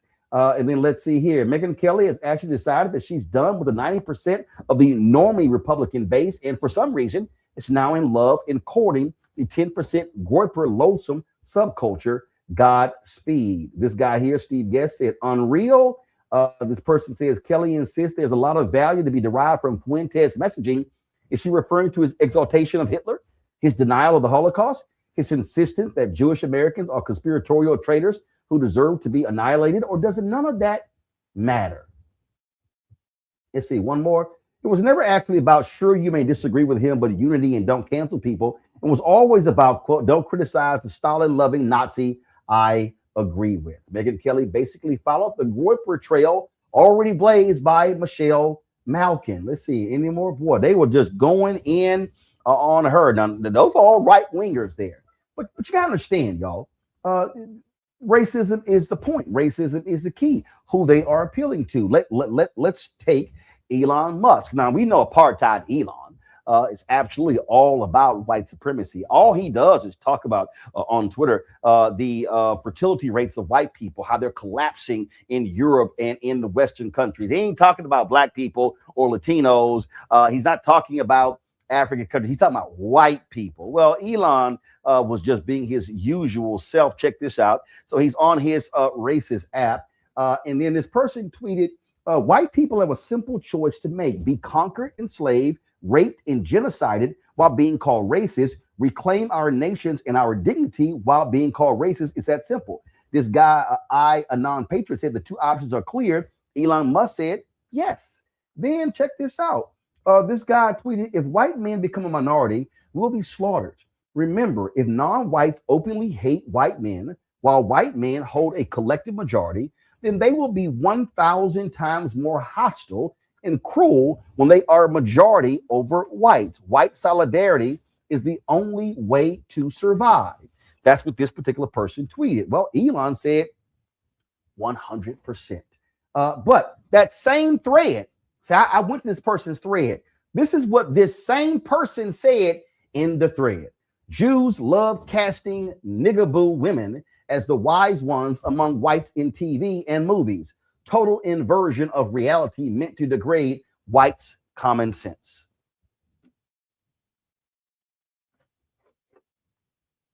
Did I not tell y'all this 4 years ago? What did I say? White fear, how the browning of America is making white folks lose their minds. See, here's the deal. And this is the reality. And Pat Buchanan actually said this, that absolute racist. He said it 2 or 3 decades ago. And if you read Mitch Landrieu's book, and in fact, I did an interview with Mitch Landrieu. We're going to pull that clip where we talked about it. Mitch Landrieu put in his book, and he said, so Pat Buchanan said that, oh, if they become the majority, they're going to do to us what we did to them. Mitchell Landrieu wrote, white people, they're not going to do to us what we did to them because black people have more humanity and they're far more Christian than we are. What you have to understand with this Megyn Kelly move, what Elon is doing, you have to ask, why are they appealing so hardcore to whiteness? Well, that's what Trump did the moment he descended those escalators. He was pressing the buttons of whiteness. He was understanding white fear. And so let's blame blacks. Let's blame Latinos. Let's blame these African immigrants. Oh my God, let's blame the Jews. Let's blame all these different, because this is what the Republican Party needs. And this is why Megyn Kelly is saying this about Nick Fuentes. This is why Tucker Carlson sat down with him. This is why the head of the Heritage Foundation, the people behind Project 2025, embracing Nick Fuentes, because Nick Fuentes appeals to young white men. These are the young white men who feel discarded. These are the young white men who feel that DEI has took their place in society. And so they know that if they want to be able to win in the future, they've got to have young white men who are racially polarized to keep voting their way. That's what's going on. And so you get young white men, you get white women, and you get them voting at higher rates. And if white people are voting at higher rates, and black people are voting at lower rates, and Latinos are voting at lower rates, and then now you've got voter suppression, all these things going in, they say if fewer people vote, then we know we can win. But this is not new. This has long been their strategy. Because folks, if you understand history, and we've discussed this on the show before, that was a point when the Southern Baptist Convention did not oppose abortion. In fact, they passed a resolution that was pro-choice. But see, they were appealing to racism to get those Southern evangelicals to vote against their own interests and vote against black people. But then all of a sudden, damn, the Jim Crow thing really wasn't working as well as it was. And so that's when they flipped Paul Weyrich. They flipped to, let's make abortion the issue. But the undercurrent of these Southern evangelicals is still racism. So whiteness has always prevailed. So when Megyn Kelly goes, oh, we don't do like those leftists and look at people. Yes, you do. Oh, yes, you do. Y'all look at color. Y'all look at gender. And Megyn, you a liar. And Tucker, you a liar as well. Yes, y'all do. Because you know who gave us the goods? Lee Atwater. Remember when those audio tapes were revealing? Lee Atwater said, yeah, we can't use the N-word. We can't use those things like we used to. So we can use other phrases that say the exact same thing and appeal to our voters in the same way. We just can't say nigger. We just can't say colored. We don't have the separate water fountains. Oh, but there are phrases we can use, such as, this is not Lee Atwater, but this is essentially Lee Atwater 2.0. If we just say woke, if we say CRT, if we say DEI, same meaning, same goal, different words. So it's no shock that we're seeing what we're seeing. And we're seeing the racists being who they are. Stephen Miller, white supremacist. I don't care what his wife says. He's a nutcase too. It's about race. And what I've been telling y'all, they want to defund Black America. They want to go after everything. So when you have one of these truly confused Negroes walking around in a MAGA hat, trumpeting Trump, do understand we've always had confused Negroes. Remember, we had folks on plantations who told massa when Black folks were trying to run away. We had Black people who were informing and snitching on Black people to the FBI and COINTELPRO. We've always had Negroes like that, and it still exists. But you know what happens?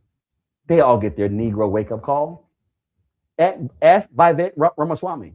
Oh, he's gotten his brown skin wake-up call with the racism he's endured running for governor of Ohio. And speaking, who wants to take him out? Who literally said, let's support the white Democratic candidate over Ramaswamy? Nick Fuentes. See, even the Republican Party's coloreds get their colored wake-up call. Let's go to my panel. Greg, I'll start with you.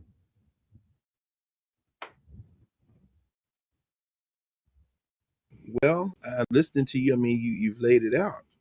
You've laid it out. And even as we get news from Ohio that little naughty white nationalist Mike DeWine has endorsed Ramaswamy, we understand that the floating signifier in all this, as you have said, is race. You know, it's interesting. I was trying to remember. Of course, we remember 2022, the 3-part series in the New York Times on the American white nationalist Tucker Carlson. At least one of the headlines, if memory serves me correctly, pursuant to what you just laid out, including the title of your book, is that Carlson was tapping into white fear. And this is where it becomes very important for us to reframe the narrative, as I was saying a minute ago. White nationalism is the mother's milk of white politics in this country, regardless of the political commitments other than white nationalism. It is the mother's milk. It is what has driven the Democratic Party crazy since the apex of the civil rights movement, chasing imaginary white voters. It is what has hamstrung the commercial mass news entertainment media. Instead of saying white, they have to say blue collar. Instead of white, they have to say working class. Instead of white, they say conservative. No, it's all whiteness. So when you hear Megyn Kelly, a white nationalist, referring and in conversation with Tucker Carlson, a white nationalist, that isn't surprising. And of course, as you said, the great replacement theory, you hear that as well. But when you hear Jesse Ventura, oh, my friends, when you hear Jesse Ventura, who came to prominence and in many ways foreshadowed Donald Trump as a clown becoming a chief executive officer, you could say whether it was Ventura or his wrestling buddy Schwarzenegger, either way. But when you hear Jesse Ventura say, maybe I'll run for a third term, we're a third world country. Hold on, dude. You said those things in the same phrase. What does that mean? You're still trying to tap into the imagery of the threat of the rising tide of color, even as folks might say in this moment, you're against Trump like you were against the Confederate flag and maybe the Redskins nickname, but you want the votes of those white nationalists. Finally, the solution to this isn't continuing to use the same language. As Malcolm X said, you're speaking a language they don't understand. You've got to frame this, and ironically, or maybe it's an ancestral intervention. When you see Renee Nicole Good lose her life, you got to frame this as good versus evil. And if you go to war and a tear happens to fall out of your eye while you're swinging your sword like Congresswoman Crockett, fine. But there should be no tears when you are combating evil. This is good versus evil. And anybody who taps into whiteness as the mother's milk of your politics, I don't care what your other politics are, you're somebody who has to be fed, at best fed out of a long-handled spoon. At worst, you must be politically destroyed. And that's where we have to be today. Noah. I want to talk to the Christians tonight. And but let me start here, Greg, about Crockett's tears. I am one of these women. I don't cry a lot. But if I do, it's usually out of frustration, and probably I'm using it as a device so I won't get up out of my chair and come and do you some physical harm. I didn't see her tears as kind of like a weak thing for her to do, or that she was crying for something, more than I saw it as her protecting her kind of like emotionality. You know what I mean? That's what I got from that.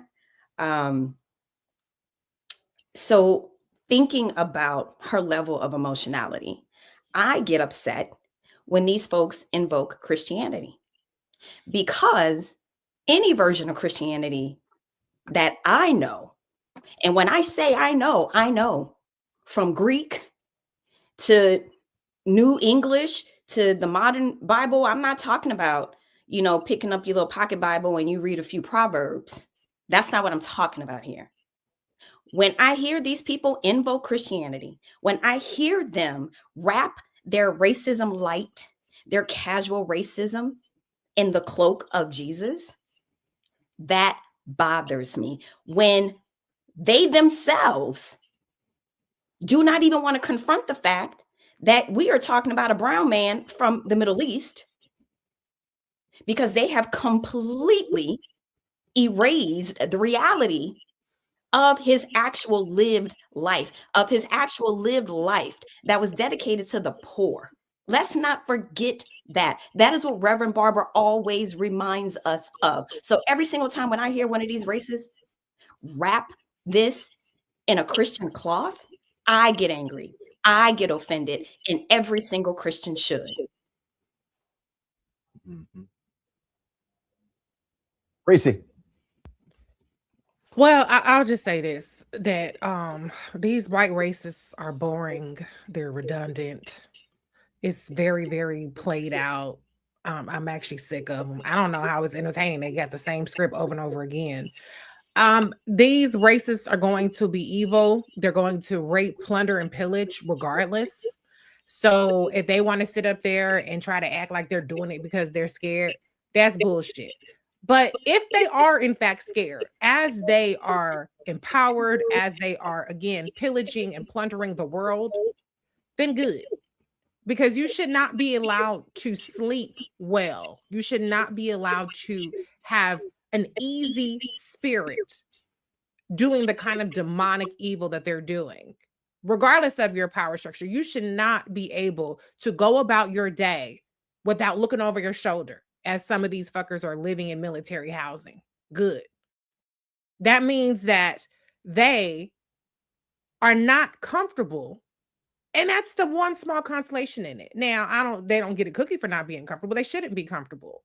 But I'm actually happy to hear that even amongst all of the carnage that they cause, that it still ain't sitting right with them. Because I tell you what, if I had money like Elon, I would be fucking chilling. You wouldn't have a little bit of distress in my voice ever at any point. I wouldn't be retweeting no bullshit. I would be out somewhere meditating, popping bottles on a yacht somewhere, minding my fucking business, feeding the homeless. So the amount of distress that these people feel on a day-to-day basis is the only consolation that we have for the fact that they are depraved demons, barbarians that we are forced to coexist with on this world. And unfortunately, there aren't many indications that people are willing to stop them. Like Donald Trump said. And actually, that might be the truth for now. We'll see how long. The only thing stopping him is what's in his mind. And that seems to be the only thing stopping any of these people until the white people that their white lives don't matter because they don't have the income, they don't have the class, they don't have the whatever the fuck. Until those white people decide to side with humanity in the way that Renee Good did, in the way that Heather Heyer did, in the way that many others have done that have been victims of white supremacy, even though they're white, and white nationalism, even though they're white. Until enough of those people rise up and survive their rising up against this white nationalism, then all we can do is take solace in the fact that they're very uncomfortable with what they're doing and that they don't think that they should be getting away with it. And they're shocked every single day that something hasn't happened to them that proves them right.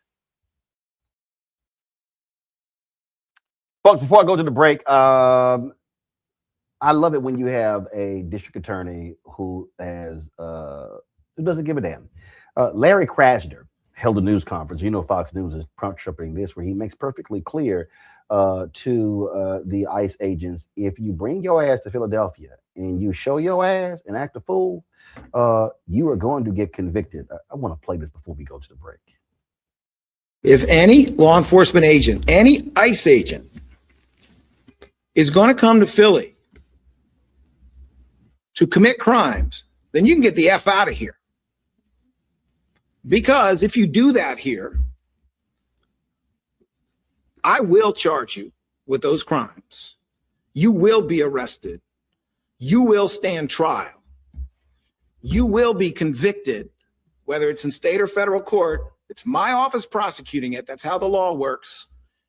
And you will do your time because Donald Trump cannot pardon you for a state court conviction. Do you hear me, ICE agents? Do you hear me, National Guard? Do you hear me, military? You're going to jail if you commit crimes in the city of Philadelphia. You will be accountable. The law applies to all of you. And I know that there are honest, decent, moral law enforcement officers out there by the bushel, including in ICE. This is not for you. This is for any one of your colleagues who thinks they are above the law. The shorter version of that is FAFO. That's my adopted hometown right there, baby. But let's be clear. It's a lot of rogue ass cops who are on the city forces too, who are with these cats. So Krasner is walking on razor's edge, particularly in a city like Philadelphia, where the ghost of the funky double racist Frank Rizzo still wafts through the air of South Philadelphia. And but Roland and Reese and Nola, that's what you have to say. Period. That white boy right there that killed Renee Nicole Good, that white boy Jonathan Ross, his ass should have been wrestled to the ground and handcuffed by the Minneapolis police. And until that happens, that's where we are. Well, yeah, I mean, we have a constitutional crisis already, so set it up. Let's go. You have they are coming to democratically led cities, pulling the puck cards of these democratic led cities, states. Use your jurisdiction. Colorado, remember how they removed Donald Trump from the ballot and took a Supreme Court to put his ass back on? That's right. Let's have this battle now. We're the fucking midterms. That's 8, not 10 more months of them wreaking havoc. And then you got till January till you get a whole new motherfucker sworn in. We cannot depend on Republicans to grow fucking conscience or a spine. So set it up. If you lose, who gives a damn? Y'all willing to do fucking philosophical and rhetorical and fights just for the sake of saying that we're fighting? Now is the time. Prosecute these motherfuckers, arrest them, and then let the court sort it out. That's what you do. Just like they have no problem. They're prosecuting LaMonica McIver. They prosecuted that judge who ended up having resigned. She got convicted because of immigration. Let's have this battle now. Step up and let's duke it out with what you can do. And then force the Supreme Court or force whatever court to say, yes, that this administration can continue to act lawlessly. So far, they haven't been saying that, even though they gave Trump immunity. They haven't been saying that about other things. So now is the time. I don't know if now is not the time. I don't know when the time is going to be, but we need to start having this battle now. And Congressman Seth Moulton went on Will Cain's show on Fox News. He talked about energy. This is the kind of energy you got to bring when you are in a battle. Homan, talking about Tom Homan, you accused him of lying. You said in your words that what happened was not self-defense. This was murder. Speaking of the ICE incident in Minneapolis, the words are on the screen for anybody that wants to see that. Series of questions. Have you interviewed the officer, the ICE agent involved in the shooting? No, but I've watched the video. Why are you so afraid? No, I know you've watched the video. Viewers? No, I know you've watched the video. Have you seen you law enforcement reports? Show. Have you? Why don't you just show it and let people use it or not? See, Toe Will, show the video. Show the video. See, you got to bring. You got, as we say, you got to bring the funk.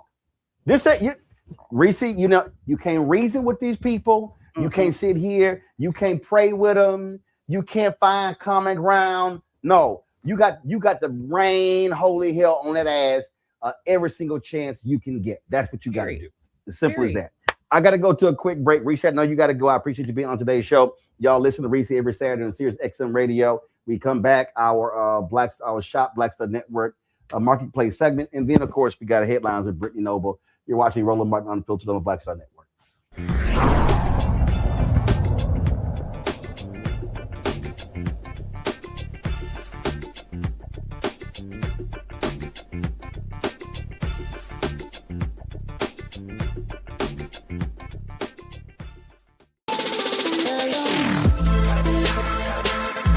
Hey y'all, welcome to The Other Side of Change, only on the Black Star Network and hosted by myself, Bria Baker, and my good sis, Jamira Burley.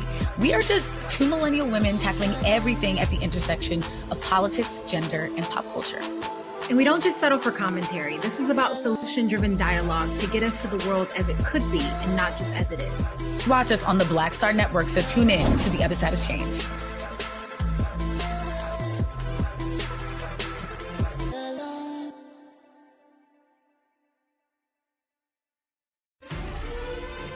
Violent white supremacy is, quote, the most persistent and lethal threat in the homeland. The greatest terrorist threat to the homeland is the homegrown violence stream, including hate crime committed on behalf of some kind of white supremacist ideology. They are coming after everything in Black America. MAGA and Donald Trump are specifically targeting Black America. They are going after the money. Attack Black Lives Matter. Attack critical race theory, attack woke, DEI. MAGA wants to defund Black America. This is a perfect example of their desire to completely degrade and de-emphasize Black people.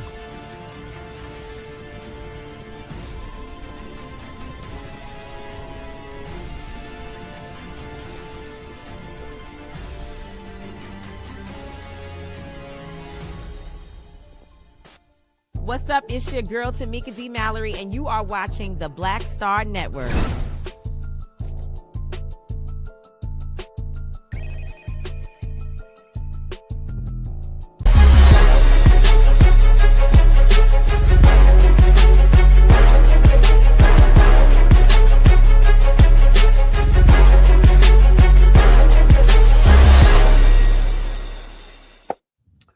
Folks, there have been a lot of lawsuits saying that a lot of hair care products are unsafe, especially for women. Well, one mother was looking for the right products for her and her children, so she created Loxanity. Charmaine Jones created this company, a natural hair care and personal brand, offering more than 60 plant-based formulations designed to nourish and support both locks and loose natural hair. Charmaine joins us now from Coral Springs, Florida. Charmaine, glad to have you here.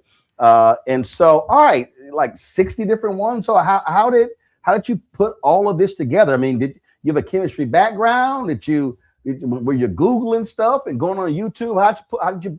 How did you start and create Loxanity?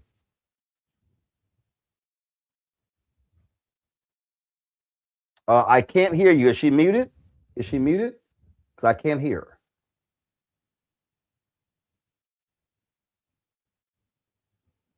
Keenan, let me know. Yeah, I think you're muted. Can you hear me now? Yeah, now we got you. Go ahead. Thank you for having me, Roland. First and foremost, I don't know if you remember, but I had an opportunity to meet you at the Hope Conference a couple of years ago. And so I'm glad that, things have come full circle and I'm here to spend some time with you today. Cool. I'm sorry, go ahead. No, I said cool. Go ahead.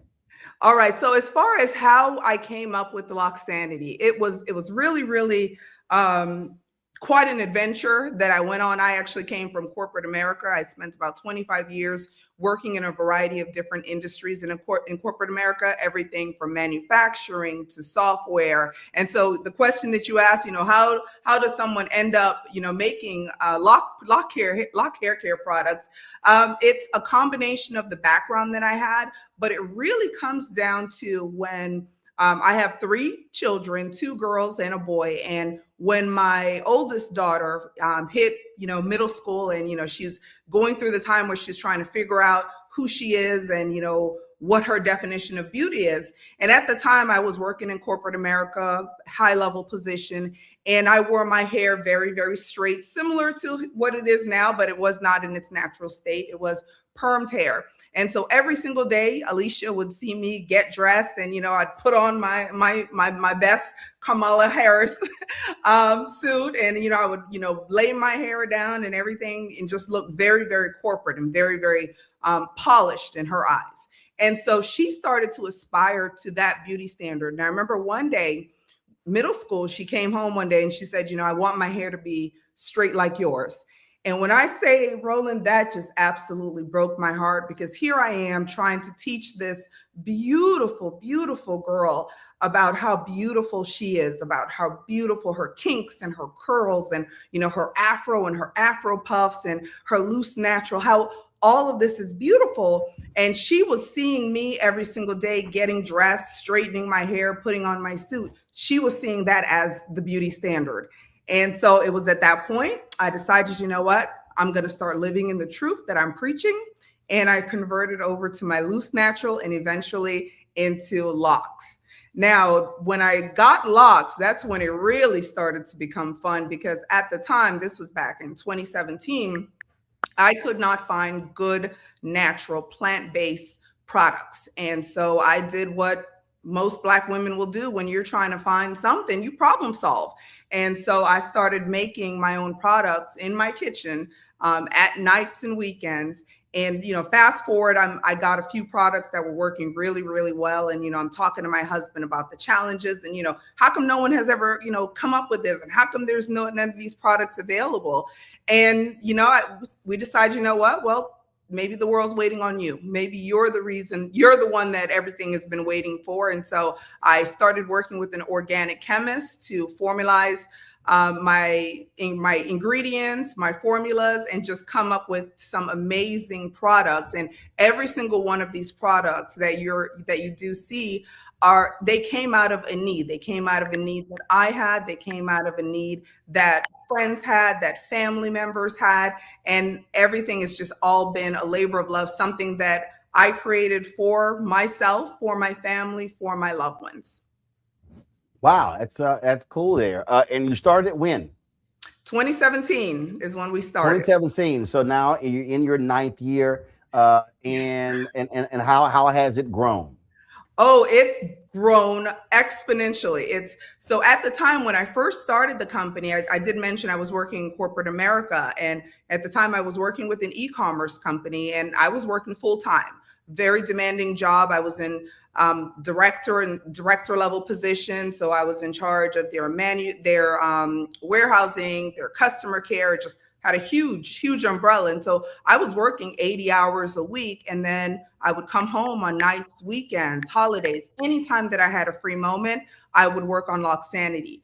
Fast forward a couple years, the company started to hit a little bit of a rough patch. And being that I was one of those folks that was well paid, they said, you know what, Charmaine, we're going to part ways with you. And that's when things really took off, because I was able to take my 25 years of experience in manufacturing and software and IT, and I was then able to pour all of it into this little baby that I had created, Loxanity. Wow, that's cool there. Let's questions from my panel. Nola, what you got? Hey, so thank you. Where are the products? Okay, I'm assuming that they're in, you can buy them online, but yes, no, stores, you can buy the products are available at shopblackstarnetwork.com, Nola. This is the shop. I'm gonna be nice. It's a new year. Nola, this I wasn't done with my question. Nola, this is the shopblackstarnetwork.com segment. Thank you. So the products are available at shopblackstarnetwork.com. Thank you, Roland. Thank you. In addition, are your products available in a brick and mortar store somewhere? In addition to being able to get them here, you are able to, of course, get them in some of the more traditional e-commerce options, of course, also our website. And we do have quite a few beauty supply store, also locticians that do carry our products in brick and mortar stores across the country. About 2 years ago, we had been accepted to be inside of Walmart, and then the current administration happened and they got rid of DEI and we were chopped. We were left on red, no responses, no emails, nothing else. And you know what? I think it's for the best, because now we've been able to really look at a lot of different options. And one of our favorite folks to work with are the mom and pops, the Black-owned mom and pops, because we try to give them the same margins that they would have gotten had we sold to Walmart. And so they're able to really push our stuff, make an amazing profit on all of our products, and we're getting good quality products into the hands of our people. And so it's a complete win-win for us. And so for the folks watching, Nola as well, that when you buy Loxanity from shopblackstarnetwork.com, you're supporting them, but you're also supporting the show as well. Greg. Thank you, Roland, and Nola as well. And Sister James, it's always a delight in this segment to see Black-owned businesses that are serving our people, not only providing products we want, but products we need. And this, again, Loxanity is another one in that string, in that chain. Along the lines of what Nola has just asked and what you just said, in fact, because of your background and your experience dealing with systems and understanding systems, how important is it to have that critical mass of Black institutions and Black networks? I'll tell you why I asked you that question. The other day I was in the mall. I went over there to pick up some shoes, and I walked past the beauty supply store, and I said, I haven't had the occasion of going to a beauty supply store. I don't even remember the last time. It's probably been decades. But I went in there just to look, and I'm like, wow. Now, clearly, we don't own the supply network, the chain. But I'm looking on the shelf, and one of the things that caught my eye was Bronner Brothers. I said, oh, there's Bronner Brothers. Now, of course, there was a time when Black folk actually controlled the politics and the economics of our hair. You're in Atlanta. You're part of that, like you say, you with the Global Hope Forum, and you're part of that network. How important is it for us to be able to go from beginning to end, as you call yourself an accidental entrepreneur, but driven by necessity, like Madam C.J. Walker was? Yeah. You say, okay, I'm going to do this. But then when I looked on your website, I'm looking around, I see this supply chain blooming, and you're literally connecting with Black folk. And it just makes me happy, because this maybe is why I say one other thing about this. And please, just, anywhere you want to talk about this, please do. You know, a lot of my students at Howard now, I see them even in the conservative school of business with locks. Former students used to go to Hampton and say, you got to cut your locks. Now they can wear the baby locks. And I'm saying, with this blossoming, is this an opportunity to recapture a market that we didn't concede, but in many ways was kind of taken with us? Any thoughts about any of that? Yes, you are spot on. You know, when it comes down to it, it really comes down to us maintaining our community and how much of the funds, of the money that we work very, very hard for, how much of it can we really retain and circulate in our economy. And so, you know, when it comes to, you know, take our company, for example, the folks that work here look like me. So that means I'm able to provide good paying jobs in the South Florida market, which for anyone that knows South Florida, you know that it is pricey. But I'm able to employ people that look like me, give them good paying jobs so they're able to support their families, provide for their families. And in addition to that, I'm also able to then control who am I purchasing from. So for my raw ingredients, first and foremost, I'm looking for Black-owned, minority-owned companies whenever I can find them. I'm purchasing from them because I'm now taking my money and I'm putting it into their pots. And then they're of course, going to circulate it more in our community. So it all really comes down to how can we keep as much of our money, which everyone knows money is power. How can we keep as much of our money in our own economy and circulate it? And this is one of the ways that we've been able to do that. And so, you know, when I have conversations with, you know, my children and I'm trying to teach them about what does it take in order to build our community, in order to make it so that our communities are more self-sufficient, it comes down to dollars and cents. You know, the people that I hire to manage my social media look like me. So here you have, you know, folks that are not, you know, did not even think that at one point that they were going to be a part of this ecosystem or not part of the ecosystem, because when I'm making hiring decisions and I'm deciding which vendors, which suppliers, who am I going to use for different services, I'm first and foremost looking for folks that look like me. Beautiful. Thank you. Well, that's one of the reasons why we partnered to create shopblackstarnetwork.com to be able to do these segments, connecting our audience with Black-owned companies. And so, folks, if you want to check out Loxanity products, simply go to shop.blackstarnetwork.com. Let me say that again, Nola, just in case you missed that. And so if you want to get these products, you go to shop.blackstarnetwork.com. And if you go to the website, you will see Loxanity, the products right there. Just click right there. You see the full collection. And again, when you support the show, you're supporting the Black-owned company. You're supporting this Black-owned company as well. So, Charmaine, we appreciate it. Good luck. And before I leave, Roland, I would be remiss if I did not mention one of the things that I'm always told to make sure that I do speak up and say something. Today, you see our panel. We have two gentlemen, and men make up half of the population, yet there are virtually no products out there for you guys. We actually have an entire collection that we've created just for the fellas. It's called Bold by Loxanity. So I had to throw that in there before you kick me off. Well, I don't think me and Greg can worry about that, but I'm sure Mustafa and Omen Congo. Oh, yeah. Absolutely. Yeah. You all have skin, don't you? Yeah. Say again? You have skin, right? Okay, well, see what you said, locks. You talking about locks? You didn't say the skin part. You didn't say skin. Like that. So no. You talking about hair. This is good though. So we have a little bit of everything. So not only there you see for your hair, that's only a part of it. We also have body wash. We also there you go. You have the. You didn't say none of that, Charmaine. And I am going to get in so much trouble with my team. Charmaine, let me help you out, Charmaine. When you're selling, you got to say all of that. The whole setup was talking just about hair. Yeah. Greg, Nola, yep.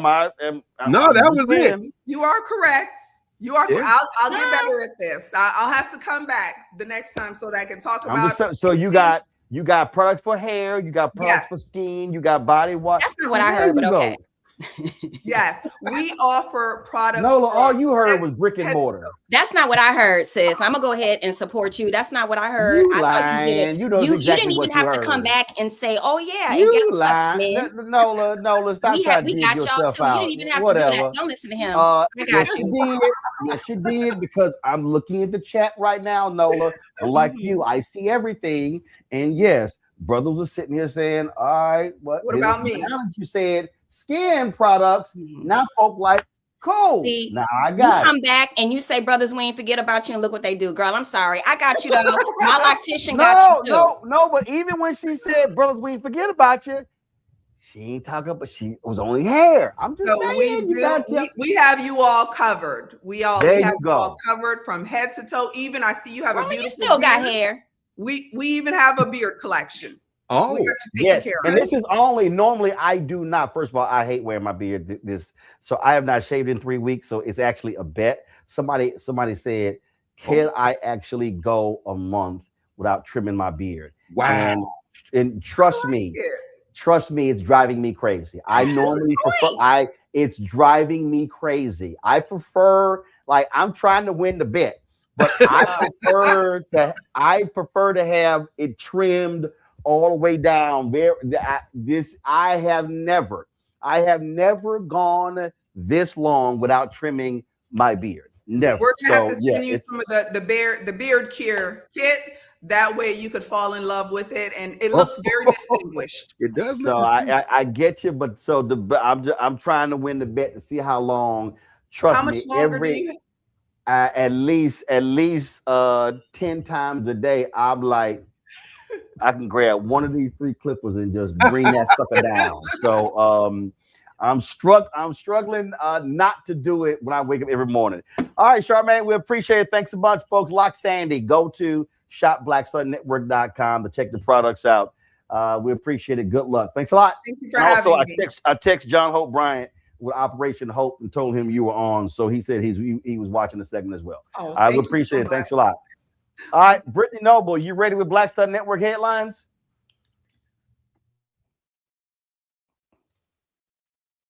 Is Brittany ready? Somebody talk to me. I guess Brittany ain't ready with headlines. Let me go to a break. Ready. All right, I called your name 3 times. I'm here. I mean, I was here for the conversation. I like the beard, but I'm ready for headlines. Wait, y'all sitting here. We're going to go to a break, and then we'll be right back. Black Star Network headlines with Brittany Noble. Fair enough.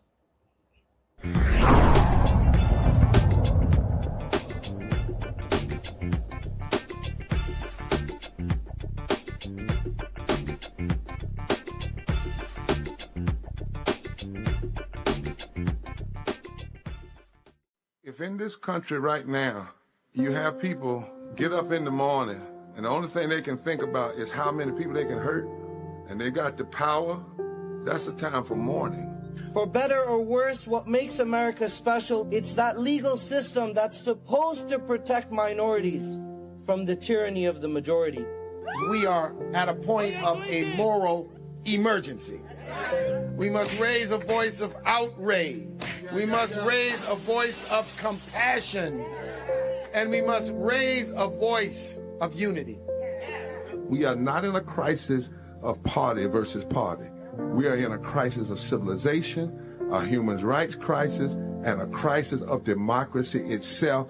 And guess what? You've been chosen to make sure that those that would destroy, those that would hate, don't have the final say, and they don't ultimately win.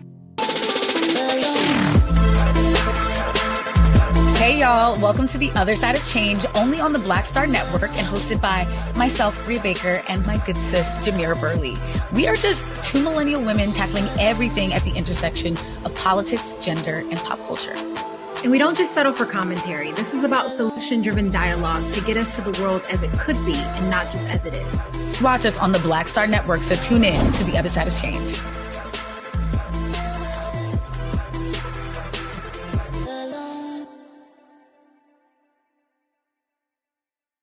Melanie Campbell, National Coalition on Black Civic Participation and Black Women's Roundtable.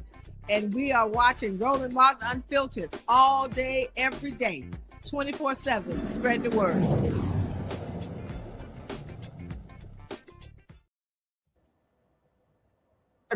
All right, folks, time for Black Star Network headlines with Brittany Noble. Roland, Detroit homicides dropped for the first time in 6 decades. The city recorded 165 criminal homicides in 2025, the fewest since the city had 125 homicides back in 64. Non-fatal shootings also declined from 607 to 447 last year. The police chief says what we're doing in Detroit is working. He credits the Gun Violence Reduction Partnership, the Shot Stoppers Program, police initiatives, and technology for the shift. Also in Detroit, a man wrongfully convicted and awarded $1 million has been ordered to return the money. Desmond Ricks spent 25 years in prison for the 1993 murder of Gary Bennett. Ricks was later exonerated and offered more than $1 million under Michigan's Wrongful Imprisonment Compensation Act, which was passed in 2017. He received about $50,000 per year of his prison time. Now he must repay Michigan the money following a separate civil settlement tied to his wrongful conviction. That settlement is coming from the city of Detroit, which agreed to pay Rick $7.5 million to resolve a lawsuit alleging police misconduct. But the state says that he should not be getting money from both the city and the state, clarifying that it's the city's responsibility. Although Ricks has received some funding, exonerees still receive relatively few payouts. The Department of Justice is suing Arizona and Connecticut. It comes as officials in both states are defending their decision to refuse the DOJ's request to release voter information. Arizona Secretary Adrian Fontes says releasing the voter records would violate state and federal law. The DOJ is currently suing 23 other states to obtain data. State officials are pushing back, saying that releasing voter information violates federal privacy law, which protects individual data from public disclosure or government use. Also, Donald Trump is asking for more than $6.2 million in attorney fees and costs from the Fulton County District's Attorney's Office. It stems from the recently dismissed election interference case brought against him and others. Last year, Georgia lawmakers passed a law that says if a prosecutor is disqualified from a case and it's dismissed, anyone in that case that's charged is entitled to request attorney fees and costs incurred. Fulton County District Attorney Fannie Willis was removed from the case over a romantic relationship that she had with Special Prosecutor Nathan Wade. If the judge overseeing the case grants the request, fees and costs are paid from the prosecutor's office budget. Senate Democrats seek to ban taxpayer-funded payouts to Capitol rioters. Lawmakers are introducing a new legislation called No Settlements for 5 January 6 Law Enforcement Assaulters Act. It will prevent taxpayer money from being awarded to convicted and now pardoned rioters. The bills would outlaw the establishment of any compensation fund to pay rioters. The other piece would stop the use of federal tax money to pay for civil legal settlements against January 6 defendants who were convicted of assaulting police. The DOJ has already approved a nearly $5 million settlement to the family of Ashley Babbitt. She was shot and killed by a Capitol police officer while she breached a smashed window in the House Speaker's lobby. Well, the Corporation for Public Broadcasting, which funds NPR, PBS, and many other local radio and TV stations, is officially shutting down. It comes months after Congress passed spending cuts that stripped the company of more than $1 billion in funding. CPB's board of directors voted to dissolve the private nonprofit corporation after 58 years of service. Over the summer, the Republican-led House and Senate passed a package of funding cuts. In it, CPB and other government agencies were targeted, meaning the money that Congress had previously allocated to them would be cut to fulfill a request by the Trump administration. Created in 1967 by Congress, CPB helps support more than 1,500 local radio and TV stations nationwide. Roland. All right. We appreciate it. Thanks a lot, folks. That is it for us. Let me thank Noah. Let me thank Greg for being on today's panel. Thank you so very much. And just as a reminder, Nola, when we have shopblackstarnetwork.com guests, we are trying to push people to go to shopblackstarnetwork.com. There's the look. So that way, if they buy the products from shopblackstarnetwork.com, then they also support the show. If they buy the products elsewhere, then there's no benefit for us at the Black Star Network. So hence the site shopblackstarnetwork.com.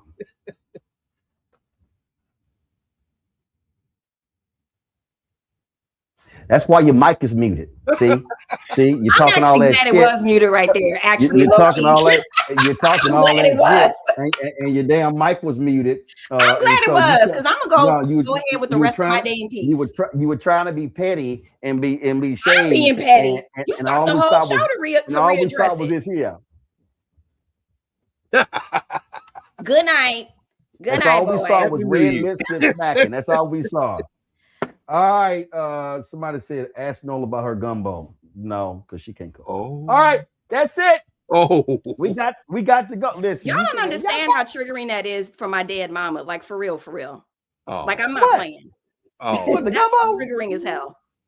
When you go, when you gonna bring some to the studio? When I can get in the kitchen and cook gumbo again, Roland. State of the Union. Because that's me and my mama's thing. This isn't just about.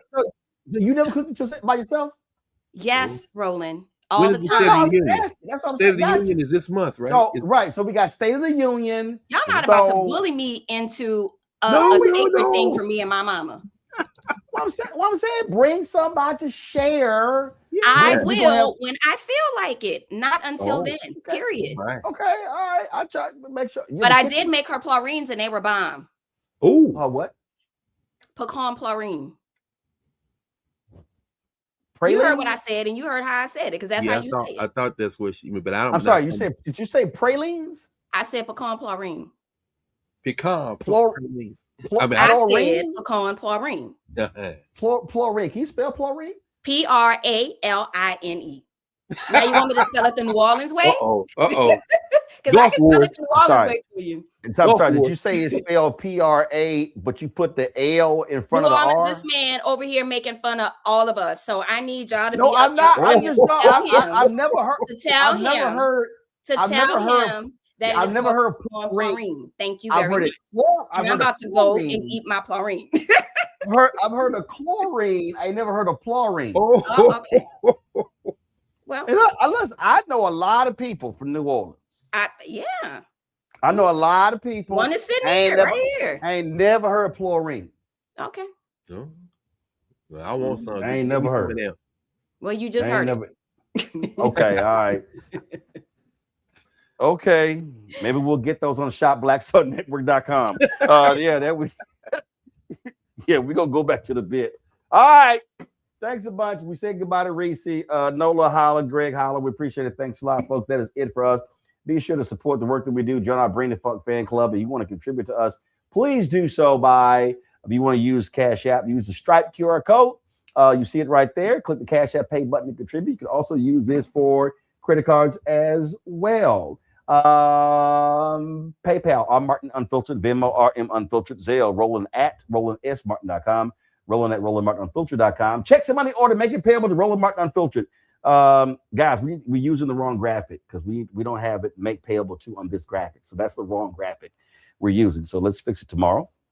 Make payable to Roland Martin Unfiltered, P.O. Box 57196, Washington, D.C. 2003 7-0196. Download the Black Star Network app, Apple phone, Android phone, Apple TV, Android TV, Amazon Fire TV, Roku as Samsung Smart TV. Also, folks, if you want to get our Black Star Network, Roland Martin Unfiltered swag, go to shopblackstarnetwork.com, Nola. Shopblackstarnetwork.com to get our hats, hoodies, and all that good stuff. Also, the Black-owned companies that we support, go to shopblackstarnetwork.com. You can see them there as well. As I said, fan base, about $120,000 left to hit their goal of 17 million in the raise. If you want to, first of all, download the app. So got some great features. But if you want to invest, go to startengine.com/fanbase, startengine.com/fanbase. All right, y'all, that's it. I'll see y'all tomorrow right here, Roland Martin Unfiltered on the Black Star Network. Oh!